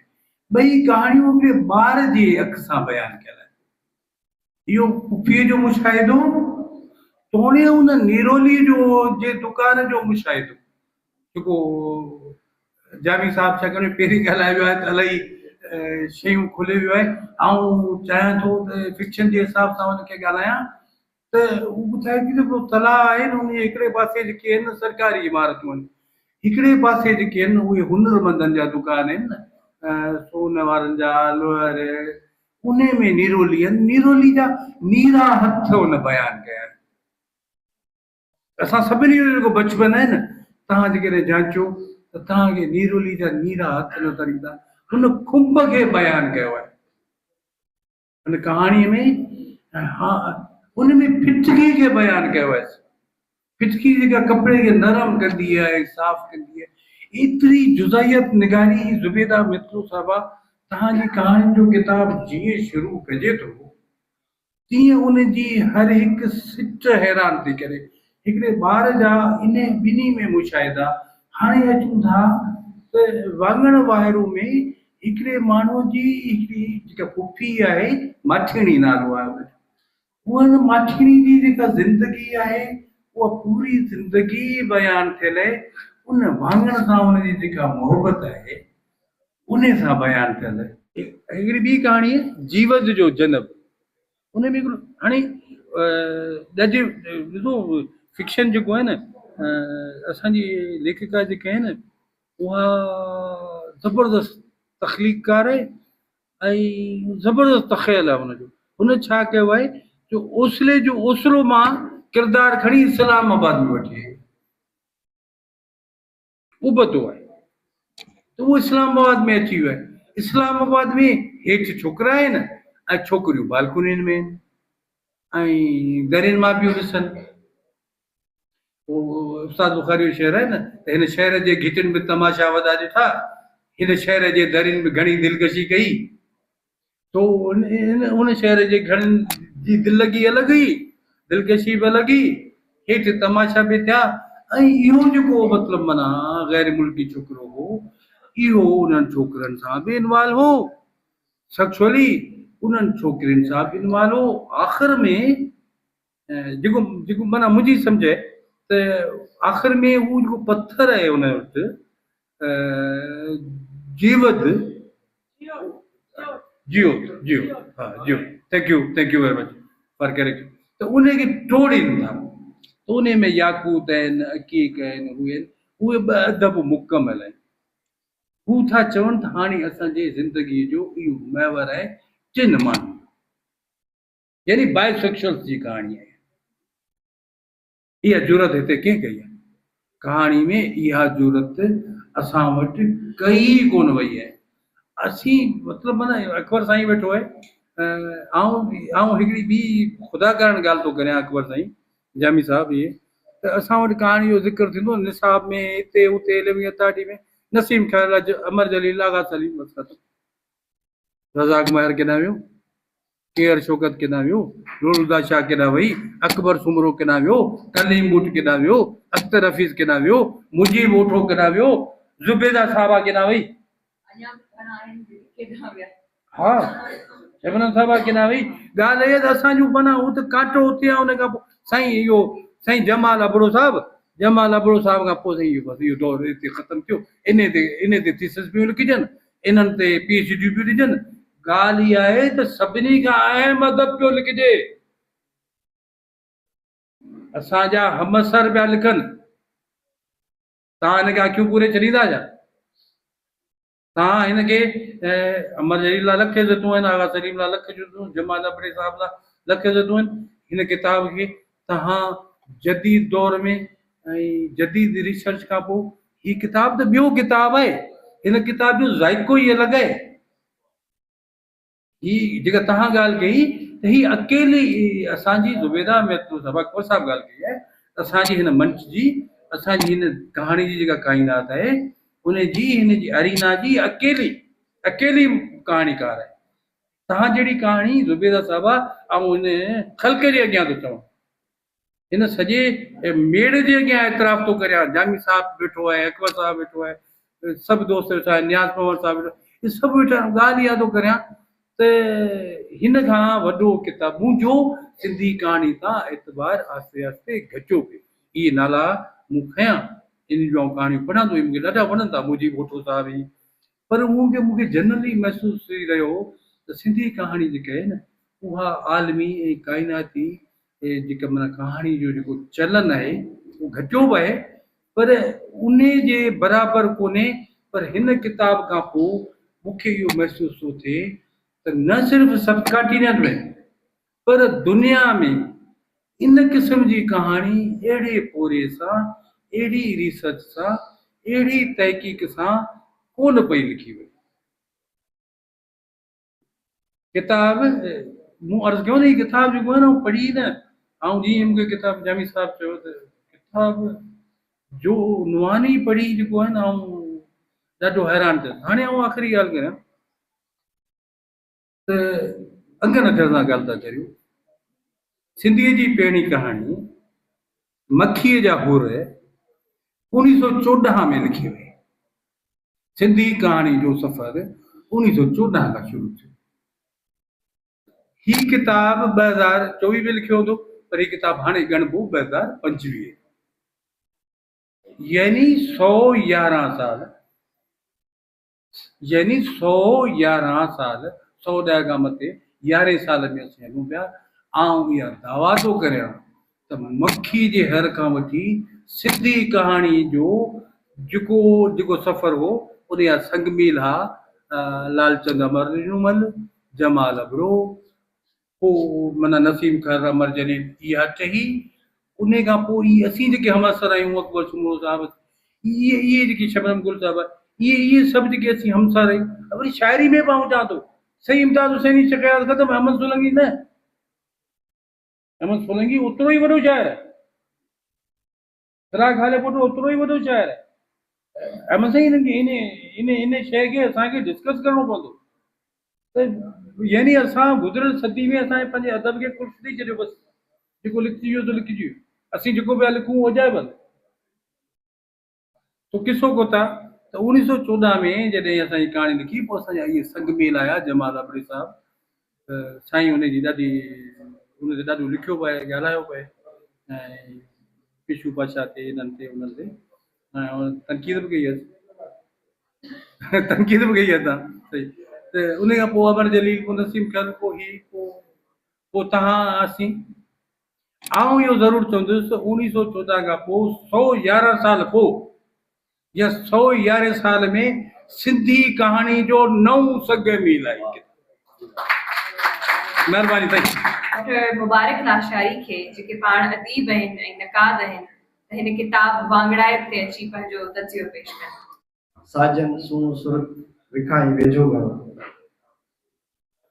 सभ खां पहिरियों त फ़िक्री स्कूल जी महिरबानी ऐं मूंखे दावत ॾिनी ॿ अखर ॻाल्हाइण जे लाइ उन खां पोइ मैडम ज़ुबैदा मित्रो खे शानदार किताब जे मुहरत ऐं हेॾे फ़िक्री ब्यास जे हवाले सां तमामु घणियूं मुबारकूं हुजनि जेका ॿोली आहे उहा सभिनी अलामतनि मां हिकिड़ी अलामत आहे यानी जेके अखर आहिनि लफ़्ज़ आहिनि अल्फ़ाबेट आहे उहा हिकिड़ी अलामत आहे जंहिंजे ज़रिए असां दुनिया खे या कॉग्निटिवली शयुनि खे सम्झूं था ॿिया इलाही सारा उनसर मौजूदु आहिनि इलाही सारियूं शयूं आहिनि मिसाल तौर रंग आहिनि अलामतूं आहिनि सिम्बल्स आहिनि ऐं सिमोटिशन्स तमामु घणो अॻिते हलिया विया ऐं उन्हनि खे पंहिंजी सॼे मुताले जे हवाले सां अॻिते खणी आया त असां सिर्फ़ु कॉग्निटिवली लफ़्ज़नि सां मतनि सां शयुनि खे कोन था सम्झूं क्योंकि उनजे पुठियां तमामु घणा उनसर मौजूदु आहिनि मिसाल तौर रोला बार्जिस हिकिड़ो नक़ाद हुयो जंहिं कोड ॾिना त असां कंहिं बि कहाणी खे सम्झण जे लाइ 5 कोड इस्तेमालु कंदा आहियूं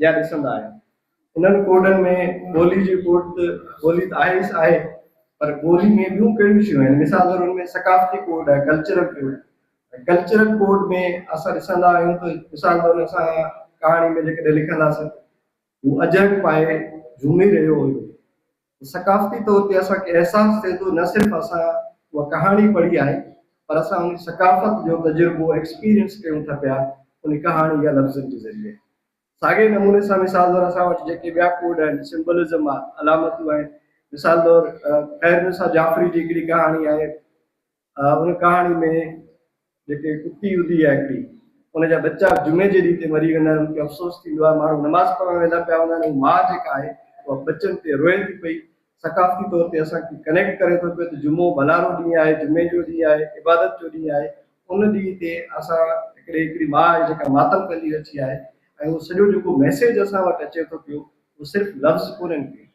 के असांजो सॼो जेको ज़िंदगी जो एक्सपीरियंस आहे उहो सॼो एक्सपीरियंस ट्रांसफर थिए थो अलामतनि जे ज़रिए असां काफ़ी शयूं ॾिसूं था मिसाल तौर हिननि कहाणियुनि में तव्हां ॾिसंदो जेके हिते तस्वीरूं छापियल आहिनि हर तस्वीर हिकिड़ी कहाणी आहे तव्हां जेकॾहिं हिननि खे हिकिड़ी कहाणी हिकिड़ी तस्वीर खे तव्हां मैच कंदा वेंदो तव्हांखे ख़बर पइजी वेंदी कहिड़ी कहाणी कहिड़ी तस्वीर जी आहे ईअं मल्टी मॉडल स्टडी थींदी आहे हिकिड़ी माना तव्हां शयुनि खे सिर्फ़ु लफ़्ज़नि जो मुतारो न कयो जीअं लफ़्ज़नि या जुमलनि जी ग्रामर न हूंदी आहे बल्कि तस्वीरनि जी बि ग्रामर थींदी आहे रंगनि जी बि हिकिड़ी ग्रामर थींदी आहे ईअं अलामतनि जी बि हिकिड़ी ग्रामर थींदी आहे मिसाल तौर असां वटि सिनोटेशन अहम जेके अलामतूं ॿुधाईंदा आहिनि उहे ट्रैफिक सिग्नल्स आहिनि असां वटि ग्रीन सिग्नल आहे या येलो आहे या जेको आहे रेड सिग्नल आहे उहो सिग्नल असांखे हिकिड़ो मैसेज ॾियनि था पिया असां उन्हनि अलामतनि सिग्नल जे ज़रिए उहो मैसेज वठूं था पिया त हाणे असांखे बीहणो आहे या हाणे असांखे वञिणो आहे असां जेका कहाणियूं पढ़ूं था पिया या सॼी दुनिया जो एक्सपीरियंस कयूं था पढ़िया लिखिया माण्हू आहिनि उहे सिर्फ़ु असां लफ़्ज़नि जे ज़रिए कोन था कयूं पर उन्हनि जे पुठियां हिकिड़ो अलामतूं हिकिड़ा रंग हिकिड़ी सकाफ़ती शयूं हिकिड़ा सकाफ़ती उनसर मौजूदु आहिनि जीअं मिसाल तौर जामी साहब रतन जोत कहाणी जो हिकिड़ो मिसाल ॾिनो जंहिंमें असां वटि कॉग्निटिवली शयूं पढ़ायूं थियूं वञनि ऐं उस्ताद आहे हिकिड़ो जेको उस्ताद ॿारनि खे कुटे ज़बरदस्ती जीअं असां वटि प्राइवेट स्कूलनि में थिए थो पियो असां तालीम ॾियूं था उहो तालीम पहिराइनि था पिया ऐं तोते वांगुरु रटनि था पिया पर उनजी उन सां अटैचमेंट कोन थी जुड़े कॉग्निटिव शयूं असां वटि जुड़नि थियूं पियूं पर उनजो अफेक्टिव जेको उनसर आहे उहो उन में मिस थियल थींदो आहे ऐं उहा जेका छोकिरी हूंदी आहे उहा अफेक्टिवली यानी उन्हनि जो जज़्बा, उन्हनि जा एहसास, उन्हनि जे महसूसात उन तालीम जे तरफ़ अटैच कोन था थियनि ऐं नतीजतन उहो पढ़े कोन थी पई, ऐं जेके पढ़नि था पिया उन्हनि खे वरी उहे महसूसात कोन्हनि। ऐं हिकिड़ो ॿियो उस्ताद आहे जेको बालिशाही आहे, जेको वॾो भंगी आहे, त उते उहो वञी सिखे थी पई ऐं सम्झे थी पई त मुंहिंजो सभ खां वॾो उस्ताद हीअ आहे जंहिं मूंखे अहसास सेखारिया, जंहिं मूंखे रंगनि खे सम्झणु सेखारियो आहे, जंहिंखे महसूसु करणु सेखारियो आहे। त असां शयुनि खे रुॻो टेक्स्ट या मतन जे ज़रिए कोन था सम्झूं, कहाणियुनि खे बि असां उन जे ज़रिए कोन था सम्झूं, पर मां सम्झां थो मैडम ज़ुबैदा मेतलो साहिबा हिननि कहाणियुनि जे ज़रिए असांखे रंगनि जे ज़रिए महसूसु करायो आहे त तव्हांजा महसूसात, एहसास ऐं कहाणियूं कहिड़ियूं थी पढ़ंदे तव्हांजो होमी के भाभा वारो सॼा तस्वर तव्हांजे साम्हूं अची बीहंदा। हाणे अंग्रेज़नि खे तव्हां गारियूं ॾींदो या अंग्रेज़नि खे भलो चवंदो, मुंहिंजी छोकिरी नंढड़ी जेका शादी थिए पई कंहिं पुराणे सां, वॾी उमिरि वारे सां, हुनखे बचाए वञे या हुनजे कानून हुनखे बचाए वेंदो, तव्हां बैठ के तस्वुर ऐं बैठ के तनक़ीद निगारी जे तव्हां राग़िब थींदो। इहे कहाणियूं असांखे कीअं महसूसु कराइनि थियूं पियूं, त असां हिननि खे हिन अप्रोच जे ज़रिए बि सम्झी सघूं था। उन खां सवाइ ॿियूं कहाणियूं आहिनि। मिसाल तौरु हिकिड़ी कहाणी जेका ज़िक्र थी आहे वाङण वाहिरू ते। हाणे वाङण वाहिरू में ॿ दुनियाऊं आहिनि ऐं हुते वाज़े लिखियलु आहे त जेका पुफी आहे ऐं पुफी सां गॾु जेका बि छोकिरी ईंदो सम्झे थी त असां ॾिसूं था असांजे ख़ानदान में ॿ ख़ानदान आहिनि। हिकु उहो ख़ानदान जेको फॉर्मल ख़ानदान आहे, ॿियो उहो ख़ानदान जेको इनफॉर्मल ख़ानदान आहे पुफी जो आहे, जंहिंसां मादी दुनिया जा ॿिया कार वहिंवार घर जा कोन्हनि ॻंढियल, पर हुनजा एहसास, जज़्बा या हुनजो जियापो ॻंढियल आहिनि। जियापे में मिसाल तौरु वाङण खाइणु आहे या हुनमें कांव जेके अचनि था पिया, कांवनि सां गॾु कचहरी करणु आहे या कांवेली सां गॾु कचहरी करणु आहे। न सिर्फ़ु उहा पुफी पंहिंजो खाधो रखे थी, पर हुननि सां गॾु कांवनि ऐं कांवेलियुनि जो खाधो बि पाण सां रखे थी त उहे सुभाणे अचनि उन्हनि खे उहे खाराए ऐं उहो रोज़ु खाराए थी उन्हनि खे बाक़ाइदगी सां। त ईअं मां सम्झां थो हिननि सभिनी कहाणियुनि में हिकिड़ा कंट्रास्ट बि आहिनि। इलाही स्पीकर ॻाल्हाए मां घणो कोन ॻाल्हाईंदुसि, कंट्रास्ट आहिनि, तज़ाद आहे। मिसाल तौरु अंग्रेज़ी में असां स्ट्रक्चरलिज़म में बाइनरी अपोजिशन चवंदा आहियूं। सभिनी कहाणियुनि में तव्हांखे तक़रीबन बाइनरी अपोजिशन मिलंदी। ईअं रंगनि जा तज़ाद बि तव्हांखे महसूसु थींदा। मां चयो त कहाणी मैडम ज़ुबैदा जी कहाणी अहिड़ी कहाणी आहे जेका कहाणी तव्हांखे पढ़ंदे कहाणी पढ़िजे कोन थी, पर बल्कि कहाणी ओतिजे थी, कहाणी महसूसु थिए थी पई, उहे रंग असांखे महसूसु थियनि था पिया। ईअं बाइनरी अपोजिशन जेके मुतज़ाद आहिनि उहे बि महसूसु थियनि था। पहिरें उघाड़ी में हिकिड़ी मक़ामी ग़रीब छोकिरी आहे जंहिंखे जुती पाइण जो को तसवुर ई कोन्हे, वीचारी सम्झे थी त मां कॾहिं बूट वठी कोन सघंदुसि। ऐं वरी उते अंग्रेज़ छोकिरी हिकिड़ी अचे थी पई लाली लैला लैला, उनखे वरी पर्पल कलर जा या वाङणाई कलर जा बूट पातल आहिनि। हू त करे सोचे बि कोन थी सघे त मां अहिड़े क़िस्म जा बूट पाईंदुसि। हाणे इहे ॿ मुतज़ाद आहिनि। ईअं साॻे नमूने सां तव्हां जेके ॿियूं कहाणियूं ॾिसंदो, सभिनी कहाणियुनि में हिकिड़ा कंट्रास्ट आहे ऐं उहे कंट्रास्ट जीअं रंग जा कंट्रास्ट थींदा आहिनि। मां सम्झां थो सिर्फ़ु वाङणा रंग कोन्हे, बल्कि इलाही सारा रंग आहिनि ऐं जंहिंमें कंट्रास्ट आहे। मिसाल तौरु जेकॾहिं असां हुन कहाणी जी ॻाल्हि कंदासीं चुनकारी जी। चुनकारी कहाणी में जेका ज़िंदगी ॾाढी ॾुखी ज़िंदगी आहे, जेका मौत बराबरि ज़िंदगी आहे, चुन में जेके माण्हू कमु कनि था पिया, जेके मरनि था पिया ऐं जेके चुन खां सवाइ जेके ज़िंदगी गुज़ारनि था पिया, उनमें तमामु घणा कंट्रास्ट आहे। मिसाल तौरु काफ़ी जॻह ते वरी मैडम लिखे थी पई हिते कहाणियुनि में मसइलो सिर्फ़ु इहो कोन्हे त चुनकारी जो कमु करिणो आहे, पर कमु न करण खां पोइ जेके ताना ऐं मेणा आहिनि उहे सहण ॾाढा ॾुखिया आहिनि। जियापे खां वधीक, ज़िंदगी गुज़ारण खां वधीक, बाक़ी शयुनि खां वधीक जेको तानो मेणो आहे उन खां बचणु ॾाढो ॾुखियो हूंदो आहे। उनजे करे काफ़ी माण्हू चुनकारी जो शिकार थियनि था ऐं हिकिड़ी तमामु ख़राबु ज़िंदगी गुज़ारनि था पिया। ऐं उन में सॼी कहाणी में हिकिड़ी तमामु वॾी मायूसी जी ॻाल्हि थियल आहे, पर साॻी जॻह ते वीरू जो किरदारु जेको आहे उहो मायूसी खां हटी करे उन सभिनी शयुनि खां बग़ावत जो किरदारु बि आहे ऐं असांखे तसवुरु सम्झाए थो पियो त असां हिननि शयुनि खां निकिरी हीअं बि सघूं था। मिसाल तौर ते हिकिड़ो जुमिलो आहे, दौर मटिबो न आहे, दौर खे मटायो वेंदो आहे। उहो हिकिड़ो माण्हू आहे, हिकिड़ो किरदारु आहे जेको सॼी कहाणी तसवुर खे जेके हिकिड़ो ॾाढी ॾुखी सफ़रिंग ज़िंदगी आहे उनजो हिकिड़ो कंट्रास्ट पेश करे थो पियो त एॾी घुट घुसट वारे माहौल में बि हिकिड़ी ज़िंदगी हिकिड़ो जियापो हीअं थी सघे थो। ॿी हिकिड़ी कहाणी आहे मिसाल तौरु तस्बीह, बिलोरी तस्बीह जे हवाले सां। हाणे बिलोरी तस्बीह में काफ़ी ज़बरदस्त शयूं आहिनि, पर हिकु ॿ जुमिला अहिड़ा आहिनि जंहिंमें लिखियलु आहे मदरसा ॿारनि जा वाड़ा बणाए, जिन खे ॿारनि खे वाड़ियो वेंदो आहे, ज़बरदस्ती पढ़ायो वेंदो आहे। हाणे हुते जेको कंट्रास्ट जेको ॾेखारियल आहे तमामु ज़बरदस्त क़िस्म जो आहे। मिसाल तौरु तव्हां उहा कहाणी पढ़ंदो त तव्हांखे रुसू जो किताबु जेको एमिली यानी तालीम जो तसवुरु ज़हन ते अची वेंदो, जंहिंमें उहो चए थो त 14 सालनि ते घटि में घटि मां पंहिंजे ॿारनि खे स्कूल कोन पढ़ाईंदुसि, खेॾनि कूॾनि ऐं आज़ादी सां रहनि ऐं पंहिंजे नेचर खे सम्झनि महसूसु कनि असां आहियूं छा, पंहिंजी फितरत खे महसूसु कनि ऐं सॼी दुनिया जी फितरत खे महसूसु कनि, पोइ असां उन्हनि खे फॉर्मल एजुकेशन ॾींदासीं। पर जेकॾहिं रूसो हिन दौर में मदरसनि जो तसवुरु पढ़े आहे ऐं ॾिसे आहे त उहा कहिड़ो तसवुरु ॾे तव्हां सोचे बि कोन था सघो। उते रूसो जो जदीद तालीम जो तसवुरु ऐं वरी मदरसनि जो तसवुरु तव्हां ॾिसो आहे, हिकिड़ो छोकिरो आहे ॿारड़ो आहे जेको हिकिड़े तस्वीर जी लालच में वञे थो पियो ऐं मौलवी हुनखे ज़बरदस्ती विहारे थो, हाणे तोखे वञिणो कोन्हे ऐं उहो हिकु इहो सोचे थो त मां हिन वाड़े मां निकिरंदुसि कोन, कीअं क़ैद खाने मां कीअं निकिरंदुसि। त उहो जेको हिकिड़ो क़ैद खानो ऐं आज़ादी जो तसवुरु आहे, उहे जेके ॿ कंट्रास्ट आहिनि उहे कंट्रास्ट तव्हां ॾिसंदो, पर उन सभिनी में रंगनि सां भरपूर आहिनि। उते जेके तस्वीर जा दाणा आहिनि उन्हनि जा रंग ॿिया आहिनि ऐं ॿियनि जॻहियुनि ते जेके तव्हां गुल ॾिसंदव उन्हनि जा रंग ॿिया आहिनि। ऐं जेके पर्पल प्रोज़ वारी ॻाल्हि जेका आई आहे त हिते डिस्कस पर्पल प्रोज़ में सिर्फ़ु प्रोज़ जी ख़ासि ॻाल्हि थियल आहे, पर प्रोज़ सां गॾोगॾु जेके पब्लिशर जी नाइंसाफ़ियूं आहिनि या बदज़ोक़ पब्लिशर जेके आहिनि, जेके चवनि था पिया त ग्लैमर वारियूं कहाणियूं या मवाद या अदब छपिजे थो पियो, अॻिते वधे थो पियो ऐं जेके पंहिंजनि पैसनि कमाइण खां पंहिंजी प्रॉपर्टी ठाहिण में रुधल हूंदा आहिनि, पर जेके असल प्रोज़ खे चवंदा त केरु थो पढ़े शाह जी शाइरी खे, शेख हयास खे केरु थो पढ़े।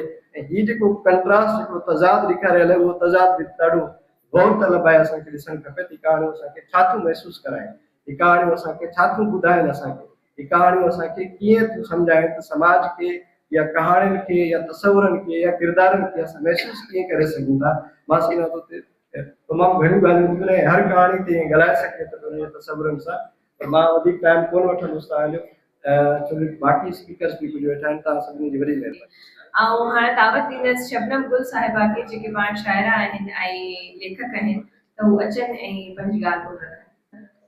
मां ज़ुबैदा महतलो खे हिन किताब जे लाइ मुबारकबाद ॾियां थी, तव्हांखे तमामु घणियूं वाधायूं हुजनि। त हिकु त ज़ुबैदा बहादुर औरत आहे, जोखम खणणु पसंदि कंदी आहे ऐं हुनजी ज़िंदगीअ में नवाण आहे। इहे शयूं माण्हूअ खे गैर मुतहरिक थियण खां बचाइनि थियूं। ॿी ॻाल्हि जेका महसूसु कई त हुन वटि केतिरा ई सवाल हूंदा आहिनि, माण्हुनि सां ॻाल्हाइण छॾे ॾिनो आहे, पर सिखिया जो हिकिड़ो ज़रियो गुफ़्तगू ऐं डायलॉग बि आहे। ऐं हाणे असां जूं उहे ॻाल्हियूं नथियूं थियनि, पर हिन में इहा ख़ासि ॻाल्हि आहे, सभिनी सां मिलंदी आहे ऐं वेहंदी आहे ऐं सिखंदी आहे, छो त हर माण्हू पंहिंजी जाइ ते हिकु किताबु आहे मुकमल तौर ते, हिकु दर्सगाह आहे। त सिखिया जा जेके मुख़्तलिफ़ ज़रिया आहिनि उन्हनि खे ज़ुबैदा ज़रूरु हासिलु करण जी कोशिशि कंदी आहे। ज़ुबैदा सां घणियूं मुलाक़ातूं घर में थियूं। कोविड खां अॻु जी ॻाल्हि आहे, जॾहिं असां सभु जेके बि लिखनि थियूं कहाणियूं गॾिजी विहंदा हुआसीं ऐं असां घणे भाङे टेक्निक ते ॻाल्हाईंदा हुआसीं। मुंहिंजे ख़्याल सां 5-6 अहिड़ा असां प्रोग्राम रखिया। हिकु सिंधी अदबी बोर्ड में थियो ऐं उन में जेके बि हींअर मौजूदु कहाणीकार आहिनि वेंदियूं हुयूं, ज़ुबैदा वेंदी हुई, ज़ुबैदा सवाल कंदी हुई ऐं ज़ुबैदा जे ज़हन में इहा ॻाल्हि ज़रूरु हुई त केतिरा ई सवाल हुया हुनजे ज़हन में। मां सम्झां थी त उन दौर में कोविड खां अॻु जी ॻाल्हि आहे त 5-6 मुख़्तलिफ़ गॾिजाणियुनि में 5-6 किताब अची विया। त इहो हिकिड़ो डायलॉग जो ऐं कम्युनिकेशन जो जेको आहे उहो असरु आहे जेको प्रोडक्टिव आहे। हिन में क्यूरियोसिटी बि आहे ऐं क्यूरियोसिटी जंहिं माण्हू में हूंदी आहे उहो नई दुनिया खे फ़तह करण जे लाइ हमेशह तयारु हूंदो आहे। ॿी ॻाल्हि जेका तव्हांजे कहाणी में मूंखे महसूसु थी, नीरे रंग जे हवाले सां चवंदसि त नीरे रंग खे, वाङणाई रंग खे ऐं मुख़्तलिफ़ रंगनि खे तव्हां सकाफ़त सां जोड़ियो आहे ऐं ख़ासि तौर ते जेका तव्हांजी ॿोली आहे, ज़ुबैदा जी ॿोली ख़ूबसूरत आहे ऐं इहा ॿोली जेका आहे सा उहो माण्हू ई ॻाल्हाए सघे थो जेको माण्हू पंहिंजे ओरिजिन, पंहिंजे ख़ासियत जे वेझो हुजे। मूं जॾहिं सभु कहाणियूं पढ़ियूं त ही साइको डायनामिक पर्सपेक्टिव में लिखियल कहाणियूं आहिनि, जंहिंमें लेखिका जो शौर मुतहरिक आहे ऐं हू वरी वरी पंहिंजे नंढपण ताईं पहुचे थी ऐं उहे समूरा किरदार जेके संदसि ज़हन में महफ़ूज़ आहिनि विशौरी तौर ते पाण मुरादो ज़हन ते अची वञनि था। इन लाइ हू पाण बि चवे थी त मां को ॿोली जे लाइ को ख़ासि न कई आहे, को कमु ख़ासि कोन कयो आहे, पर इहा हिकिड़ो अजीब क़िस्म जो वहिकिरो आहे, ख़्यालनि जो वहिकिरो आहे जेको मूंखां निकिराए थो। इहो लाशूर आहे इहा लाशूर जी ताक़त आहे, छो त लाशूर जे असां ते हुकुमरानी हूंदी आहे।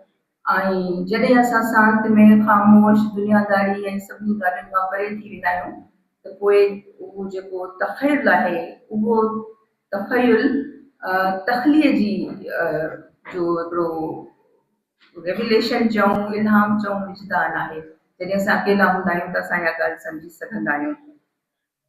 हिन किताब में हू अक्सर मुख़्तलिफ़ रंगनि जो ज़िक्र करे थी। हिकिड़ो जुमिलो आयो अक्सर, होदी जे नीर जी जंग जे वाङणाई पोखींदी मथां लीड़ लंघाए झुकी ठूठियूं गोड़े इंडिगो जे ॿूरियुनि जो अंत लहण ख़ातिर अक्सर सोचींदो त कुदरती ख़मीर सां भरियल नीर जूं इहे ॿूटियूं छो ऐं छाजे रूह में ताहिता हयात रहनि थियूं। यानी इहा जेका फितरत आहे या जेके रंग आहिनि इहा असांखे कनेक्ट कनि था। अहिड़ी रीति ॿियो जेको केतिरा ई रंग आहिनि ऐं इन्हनि रंगनि जी ख़ासियत इहा आहे त इहे रंग असां सां ॻाल्हाइनि था, इहे रंग असांखे पंहिंजे ज़ात में मुतहद थियनि था। ऐं मुशाहिदाती इल्म आहिनि, चवंदा आहिनि जंहिं माण्हू हीअं कंदो ऐं हुनजे हथ में जेको ऑरा हूंदो कहिड़े बि रंग जो त हुन ते हुन रंग जी ख़ासियत हुकुमरानी कंदी। पर संदसि कहाणियुनि में जॾहिं मूं पढ़ियूं त बिलाशुबा मां बिल्कुलु चवां थी त शऊर जे वहिकिरे में हुन बहितरीन कहाणियूं लिखियूं आहिनि। पर सिर्फ़ु कहाणियूं ई न आहिनि, पर इन्हनि में मुख़्तलिफ़ तजुर्बा, मुख़्तलिफ़ मुशाहिदा, इहे किथे सवानही कहाणियूं आहिनि, किथे रपोताज़ आहिनि, किथे सफ़री कहाणियूं आहिनि ऐं किथे दाख़िली वार्ताऊं आहिनि। ख़ासि तौर ते सभिनी इन जो ज़िक्र कयो त कुफी जेका वाङण वाहिरो जंहिंमें कुफी जो हिन ज़िक्र कयो आहे त अहिड़ियूं औरतूं असांजे ख़ानदान में बि हुयूं ऐं तक़रीबन हर ख़ानदान में हर में त नथो थी सघे पर अक्सरियत में असांजूं जेके पुराणे दौर सां गॾिजूं था त इहे औरतूं हुयूं ऐं उन्हनि हिकु ज़हनी जज़्बाती ऐं रूहानी तौर ते सघारो नस्ल उनजी तामीर कई। ऐं उहे अॼु शायदि न हुजनि, पर बुनियादी तौर ते जिन औरतुनि जो ज़िक्र हिन किताब में ज़ुबैदा कयो आहे उहे ज़हनी ऐं रूहानी तौर ते सघारियूं हुयूं। सिंध जी औरत ज़हनी ऐं रूहानी तौर ते इन करे सघारी हुई त हुन वटि मुख़्तलिफ़ हुनर हुया, उहा रिसाइकिल करे ॼाणंदी हुई ऐं औरत ई आहे जेका ॿोली ऐं सक़ाफ़त जी सरवाण आहे।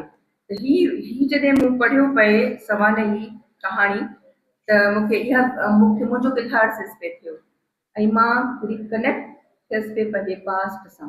छो त असां एक्स जनरेशन आहियूं, असां उहो दौरु ॾिठो जॾहिं ऊंदाही हूंदी हुई त असांजे घरनि में पेट्रोमैक्स जा चुल्हा ॿरंदा हुया ऐं असां उन्हनि रातियुनि खे ॾिठो जीअं राति जे लाइ चवंदा आहिनि त राति जो बि रंग, त राति जो माण्हू ख़ौफ़ में वेड़जी वेंदो आहे या ऑक्सीजन लेवल घणनि माण्हुनि खे राति जो अजीब कैफ़ियत थी वेंदी आहे, उन्हनि जो बीपी लो थी वेंदो आहे कारे रंग जे करे। त उहो कारो रंग असां ॾिठो जॾहिं बिजली न हुई।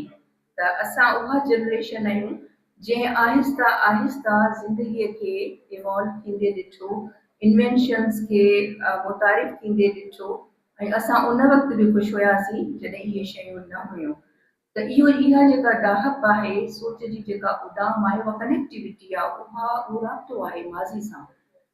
ज़ुबैदा जी हिकु कहाणी में उहो रेत थी ठाहे माचिस जे डॿनि सां। ही जनरेशन ख़ुशकिस्मत आहे, असां ख़ुशकिस्मत आहियूं। असां ॻोठनि में रांदियूं कयूंसीं, असां जेको रांदि करे थो ॿारु उहो ज़हनी तौर ते तमामु घणो सखारो थिए थो। ऐं अॼुकल्ह जा ॿार त वीचारा छुटी में नथा निकिरी सघनि, अफ़वा थियण जो डपु आया माइटनि खे टाइम कोन्हे जो उन्हनि खे बाग़नि में वठी वञनि। पर ही जेको सघारो अदब जंहिंजे बारे में असां ॻाल्हायूं पिया अॼु ऐं सोचूं पिया, वीचारियूं पिया त इहो कीअं तख़लीक़ थियो, इहो जीअं मूं मूंखे चयो त साइको डायनेमिक जेका पर्सपेक्टिव आहे उहा इहा आहे त उहे पुराणियूं जेके यादगिरियूं आहिनि, पुराणियूं जेके, छो त रांदि खेॾंदड़ माण्हूअ खे या बिना पैसे जे नंढड़ियुनि शयुनि मां उत्साह हासिलु कंदड़ माण्हूअ खे हालात कॾहिं बि शिकस्त न ॾेई सघंदा आहिनि।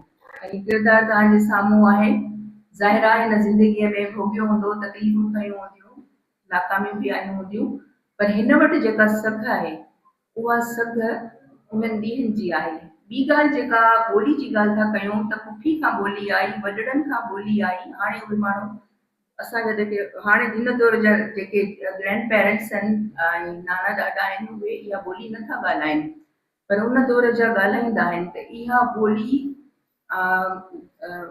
तव्हांजे सबकॉन्शियस माइंड में रही ऐं जॾहिं तव्हां कंहिं बि तरीक़े सां तव्हांखे फुर्सत मिली त पोइ तव्हां ॿीहर हुन में पाण खे कढे छॾियो। त सिंधू सभ्यता जो जेको माण्हू आहे उहो पंहिंजी ज़ात में पाण ई पंहिंजो मज़बूत हवालो आहे, सहारो आहे।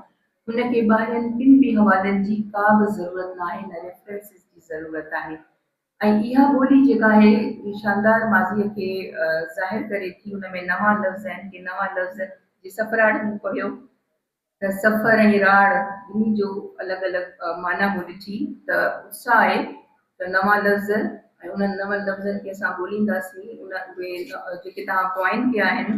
ऐं ज़ाहिर आहे ॿोली रूह जी तर्जुमानी करे थी ऐं ॿोली ॻंढे थी। बहरहाल कहाणियुनि जे बारे में घणो कुझु चयो वियो आहे, मां कुझु लिखियूं हुयूं पॉइंट्स, पर ज़ाहिर आहे त हींअर एतिरो न आहे, पर थोरो मां ज़िक्र करणु चाहींदसि त रतन जो जेका कहाणी लिखी मुंहिंजो बि तजुर्बो हो। जॾहिं मां स्कूल में छोकिरनि जे दाख़िल थियसि जोही जे पहिरियों 7 में, पोइ जोही में छोकिरनि जा स्कूल कोन हुया, उते मां मास्तरनि खे छोकिरनि खे ॾाढो मारींदे ॾिसंदी हुयसि। मुंहिंजे ॾाढो ख़राबु असरु पियो। पहिरें ॾींहुं मूं छोकिरे खे पुठियो गाड़ी करे अहिड़ो हुनखे कुटे पियो, मुंहिंजो त पढ़ाईअ त अरवा ई खॼी वियो। ऐं ज़ाहिर आहे केतिरा ई ॿार स्कूल बि छॾे ॾींदा आहिनि। ऐं अहिड़े तरीक़े सां उस्ताद जो रहबर वारो हिकिड़ो थिए थो असरु। ऐं रहबरी जॾहिं मारे त ज़ाहिर आहे उन ॿार जे मथे ते आसमान ई न रहंदो। त ॾाढो ख़ूबसूरती सां हिनखे वाइंड अप कयो अथई ऐं तमामु सुठे तरीक़े सां। अच्छा, ॿी ॻाल्हि इहा चवणु चाहींदसि तव्हांखे त हिन में जीअं हाणे चुनकारी आहे, कचनार कुमारी ऐं ॿियूं कहाणियूं आहिनि, त ही नैरेटिव जर्नलिज़म ऐं जेको लिटरेरी जर्नलिज़म आहे, फिक्शन ऐं नॉन फिक्शन गॾु हलनि था।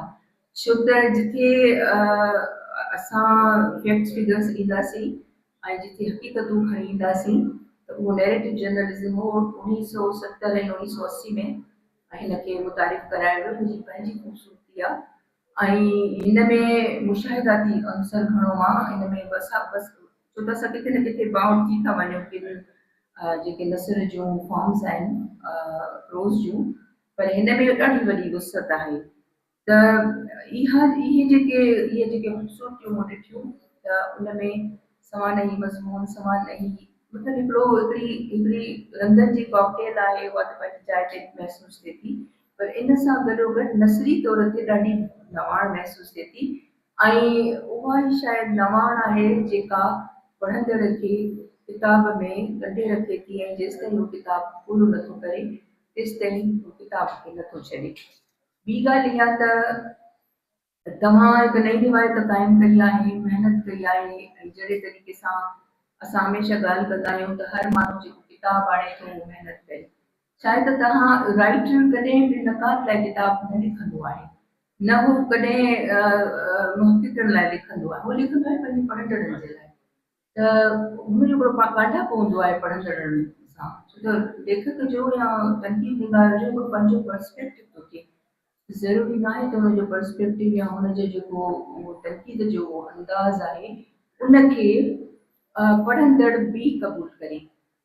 कंहिं मूंखे इहा ॻाल्हि कई त जॾहिं शाइरी जी तशरीह कई वेंदी आहे त शाइरी डिस्टॉर्टेड थी वेंदी आहे। छॾियो त पढ़ंदड़ ते त हू न शेर मां पंहिंजे तसवुराती ताक़त सां नयूं दुनियाऊं ॻोल्हे। इन करे मां ज़ुबैदा खे बि चयो त पर्पल प्रोज़ फेमिनिज़म खे इंडिकेट नथो करे, वरी त उते छापो लॻी वेंदो।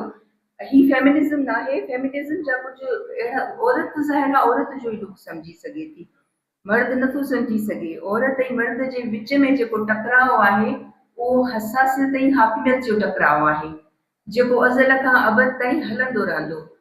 चाहे उनखे तब्दील करे सघंदासीं या तब्दील न करे सघंदासीं ख़बर न आहे।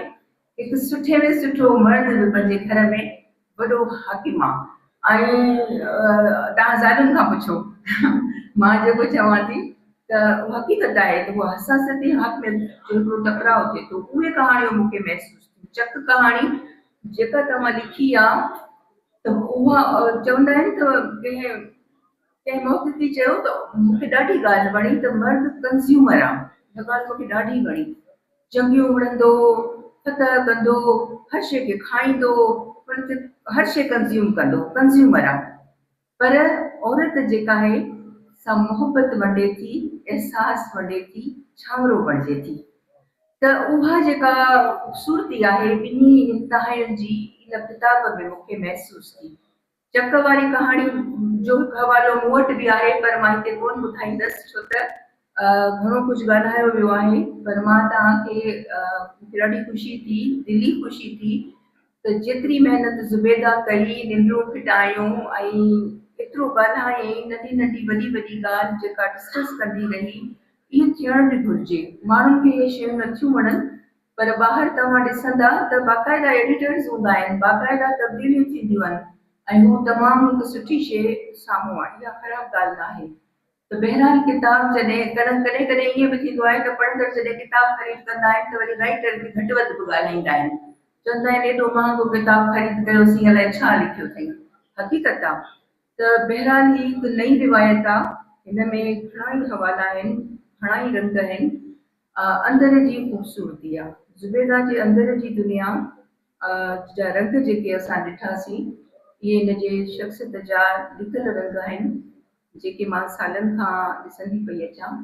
ऐं सिंध जी औरत जे लाइ मुंहिंजी फ़िक्री उस्ताद चयो हो त सिंध जी औरत जेसि ताईं ज़हनी, जिस्मानी ऐं रूहानी तौर ते मज़बूत न थींदी तॾहिं बि फातिह न बणंदी, ऐं हूअ जेकॾहिं मर्द खे सोचींदी तबाह थींदी, छो त हाकिमियत जो कमु आहे तबाह करणु।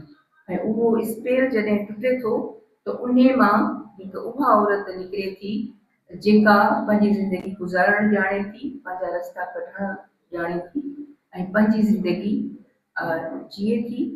हुनजो जिस्म, हुनजो ज़हन ऐं हुनजो रूह अलॻि अलॻि न आहे बीठो, पर हू ज़हन, जिस्म ऐं रूह जो जशन मल्हाइण ॼाणे थी।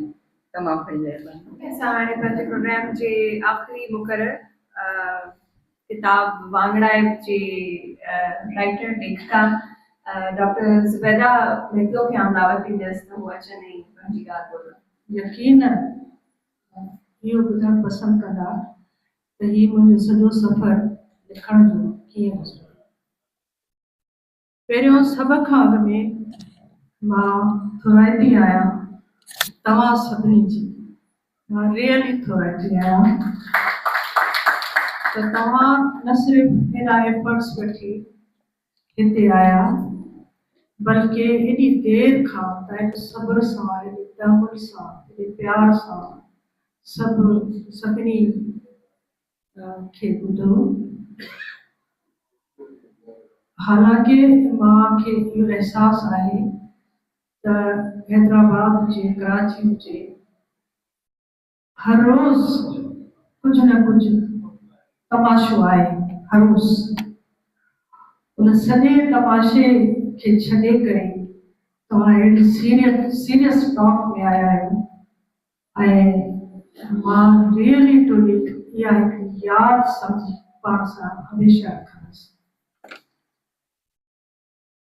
उन खां पोइ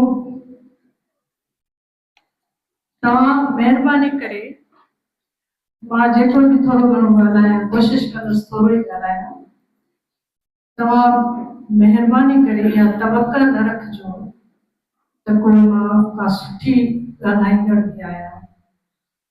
इहा हक़ीक़त आहे त जॾहिं मां लिखां थी त ॿोली हीअं तूफ़ान वांगे, बाहि वांगे, हीअं हीर वांगे मुंहिंजे चौधारी फिरे थी ऐं मूंखे उत्साहे थी।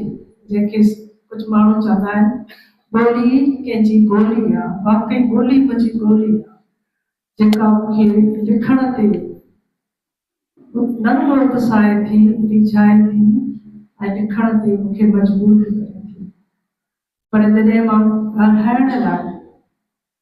ॻाल्हाइणु चाहींदी आहियां त इहा साॻी ॿोली मूंखे ख़बर न आहे अलाए छो पुठी ॾेई ॿीहर रहंदी आहे।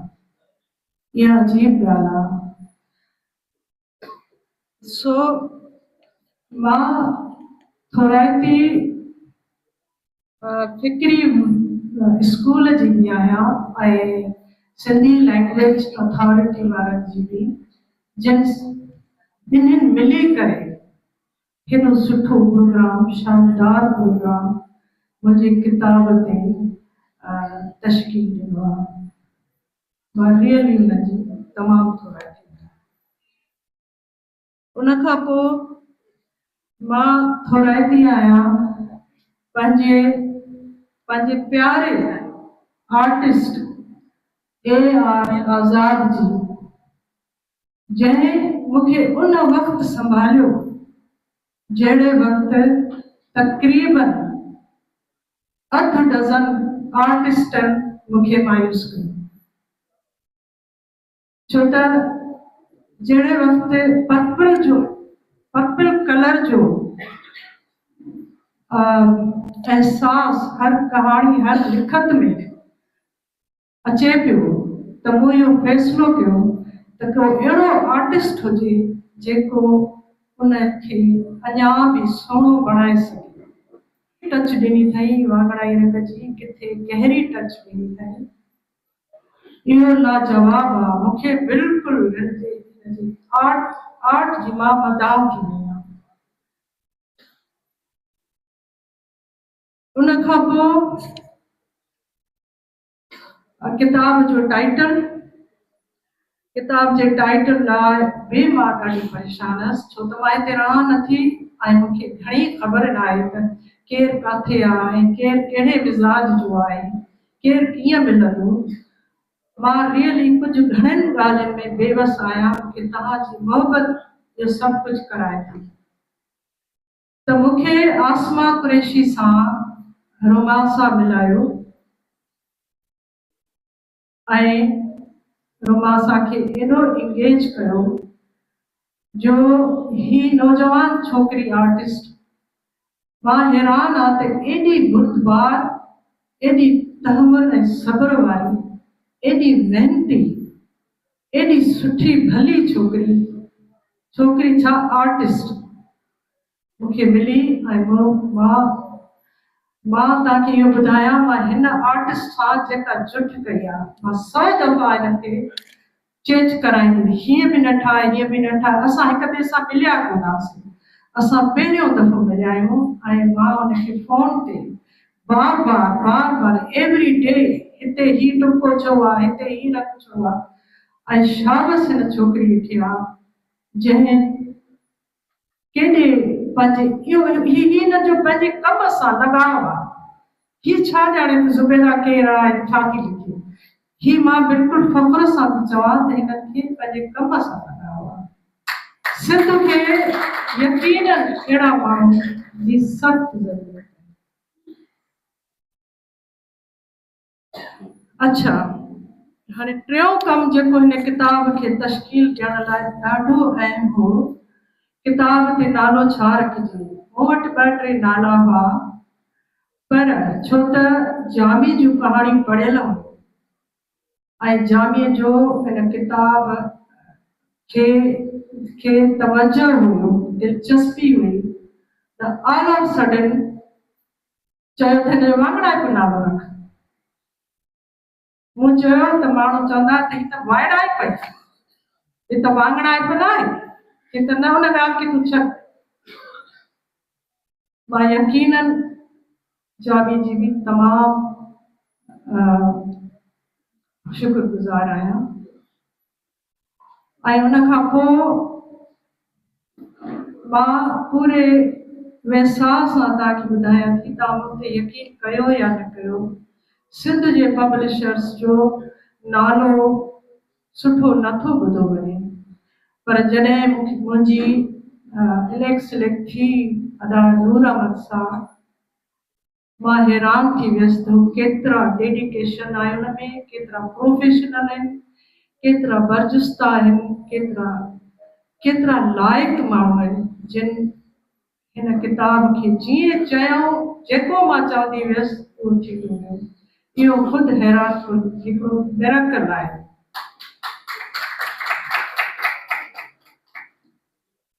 सो मां पंहिंजे ॿिए हिसे ते अचण खां पहिरीं हिकिड़ी मुंहिंजी सफ़ा नंढड़ी ख़्वाहिश, सफ़ा हिकिड़ो नंढो ख़्यालु आहे, हिकिड़ी में बि उहा अॻिते हली रवायत ठहे या न ठहे, पर मुंहिंजे ज़हन में जेको हिन वक़्तु ख़्यालु थो अचे उहो इहो आहे त मां हेॾां हिकिड़ी बीठी आहियां, होॾां तव्हां सभई रीडर्स वेठा आहियो। असां ॿिन्हिनि खे दूबदू मिलाइण लाइ अदा नूर मोहम्मद हिकिड़ो पब्लिशर आहे जंहिंजे थ्रू मां अॼु तव्हांजे अॻियां कर खणी बीठी आहियां। मां अदा नूर मोहम्मद खे चाहींदसि त मुंहिंजी नंढड़ी हिकिड़ी ख़्वाहिश पूरी करे मां तव्हांजे अॻियां अचां थी, उहा ॻाल्हि कयां थी। ऐं मां इहो बि चाहींदसि त मूं वटि हिकु नंढड़ी शयूं आहिनि जिन जो कलर वाङणाई आहे, उहो मां टोकन ऑफ लव जे तौर ते पंहिंजे आर्टिस्ट खे, पंहिंजे टाइटल जंहिं किताब जो ठाहियो आहे उनखे, जंहिं किताब खे रंग ॾिनो आहे उनखे हिकिड़ी नंढड़ी शइ ॾियां थी जेका मूं वटि मौजूदु हिन वक़्तु आहे ऐं यकीनन उन जो रंग वाङणाई आहे। सो पहिरीं इहा ॻाल्हि आहे त मां किताब जो 2 कापियूं अदा नूर अहमद खे ॾियणु चाहियां थी त हू रैंडमली कंहिंखे बि पेश करे ऐं उहो उनखे पैगाम ॾे सिंबॉलिकली त ही जेके राइटर आहिनि उहे तव्हांजा आहिनि, तव्हां उनखे ऑन कयो, उनजो किताब जा तव्हां वारिस थियो। ही किताब जेके आहिनि उहे ॿ ज़िंदगियूं था, उन्हनि खे 2 ज़िंदगियूं आहिनि, हिकिड़ी राइटर जे वजूद में हू रहनि था, ॿियो पढ़ंदड़ जे वजूद में रहनि था। तव्हां किताब जी वारसी कयो, किताब खे पंहिंजो कयो, तव्हां उनजा रियल वारिस आहियो। इहो ईअं न थियणु खपे त तव्हां किताब वठो था, तस्वीर कढाए था, फेसबुक ते ॾियो था, किताब खे कार्नर ते उछले छॾियो था, इहो न थियणु खपे। किताब जी वारसी कयो, छो त ही किताब जेतिरा मरहला तय करे तव्हां ताईं पहुचे थो, तव्हां तसवर नथा करे सघो त केॾियूं ॾुखियायूं ऐं केॾा मरहला दिक़त वारा आहिनि।